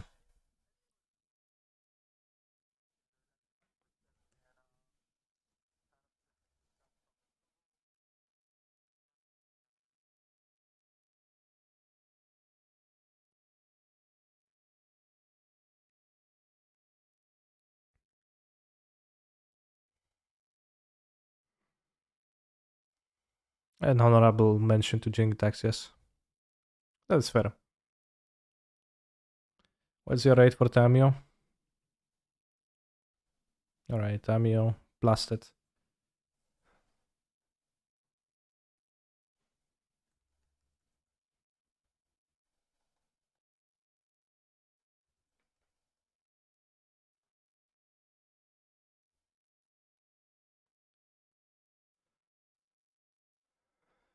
And now we go to lands. Secluded Courtyard. Pretty simple card, just an improvement over Unclaimed Territory. Not much to talk about here. Maybe more Unclaimed Territory. There's some decks that might want that, like Slivers or Magda Changelings. But we're like, going pretty deep here. So just strictly better, but also not very relevant. So we can get by with it without giving it a rate. And Roadside Reliquary. Land at colorless. 2 tap. Sacrifice Roadside Reliquary. Draw a card if you control an artifact. Draw if you control an enchantment. Many get excited about this synergy with Urza's Saga. Because Urza's Saga is an enchantment that makes an artifact token. So Roadside Reliquary draws you 2 cards then. To those, I think, how the hell are you like activating Roadside Reliquary when you're also activating Saga at the same time? Something seems weird here. Something that I don't get. Yeah. So Seems pretty stretchy. I think there is very low chance that very low possibility of this being played in Hamen or any other Saga deck. I don't know. Maybe if you're playing a colorless deck to begin with, you're playing Eldrazi or like a colorless affinity, then you could convince me to put this in the deck, but still. Seems like a stretch. Oh, Chad mentioned scales, but then you're playing a colorless land number 1000.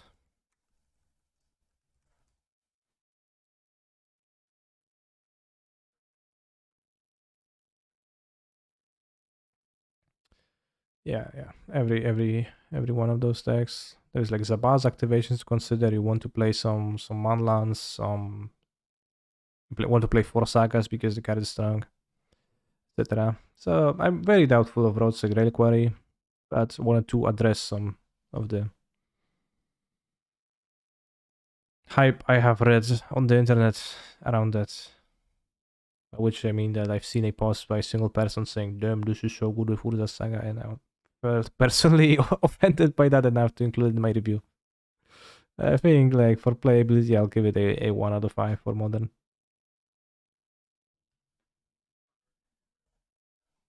Any other format, right?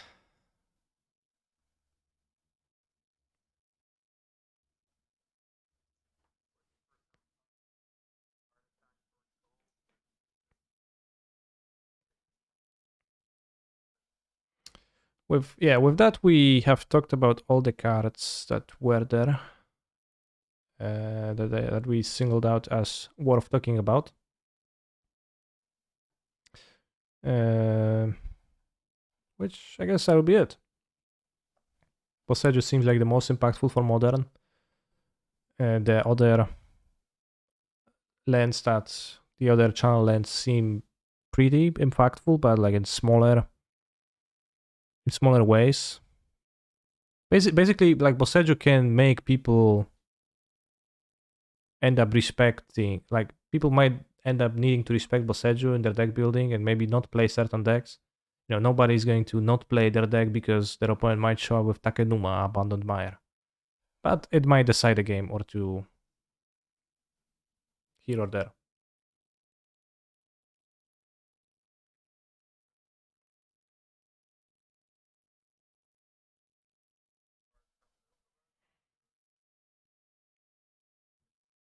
Yeah, Lion Sash.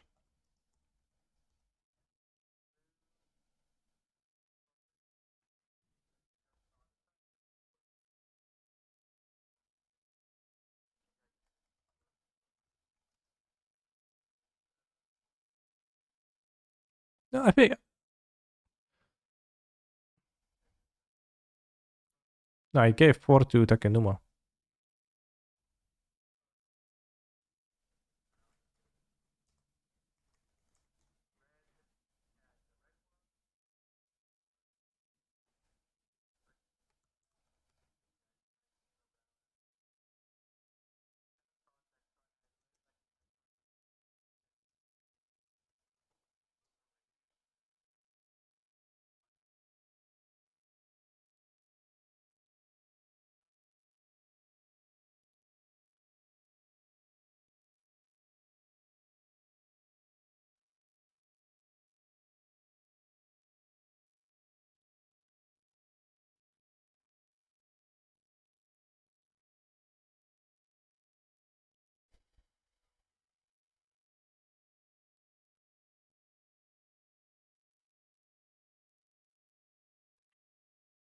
The lands seem like the most impactful.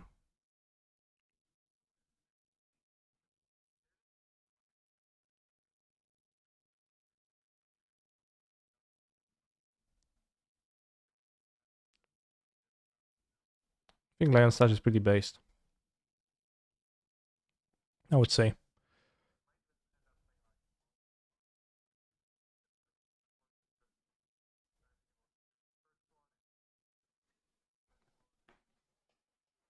It's quite possible that it's gonna do some stuff.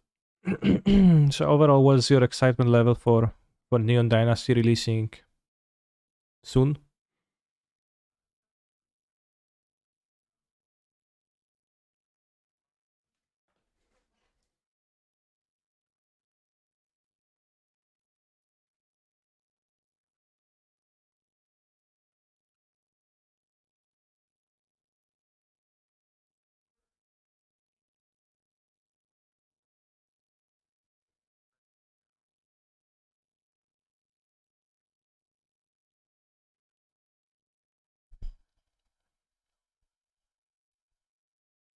Yeah.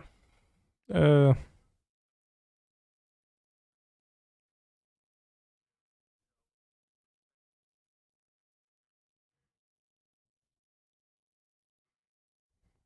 Very well put. Very well put. Thank you very much, Gabriel, for conducting this set review with me. We managed to fit. We managed to fit in 3 hours 30 minutes this time. It's a bit shorter, thanks to more stern card filtering. Yeah, it was pretty fun. I hope chat liked it. Chat, if you enjoyed Gabriel's presence on the stream, type 1 in the chat right now.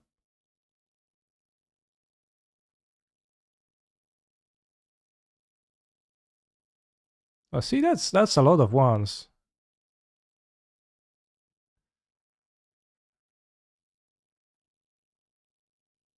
I was I was actually surprised with the amount of typers in the chat. I would expect like yeah, yeah.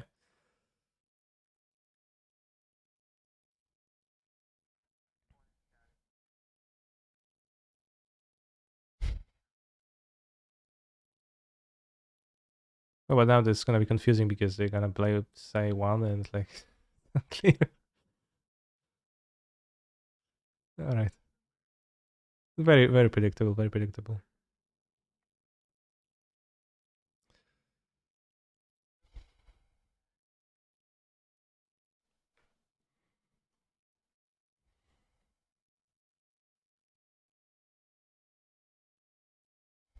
All right, so thank you very much for joining me today. I will let you be free from now on, and I hope we can perform more set reviews or maybe some other types of collaborations in the future, as it seems like Chad enjoys for the most part.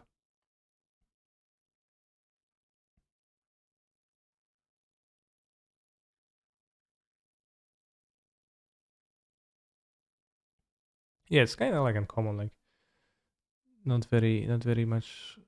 People don't do that very often on Magic Online.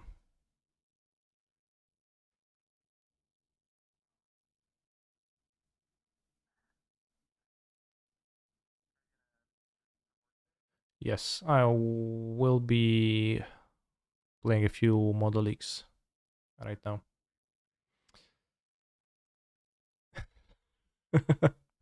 If I had enough, I deleted the Sliver Sec like immediately. It's been good enough for this one league, and I don't need to experience it anymore. And I'm probably gonna play some boring decks. I guess I have the mocks relatively soon, so I'm going to play like a league of Burn and a league of GTS.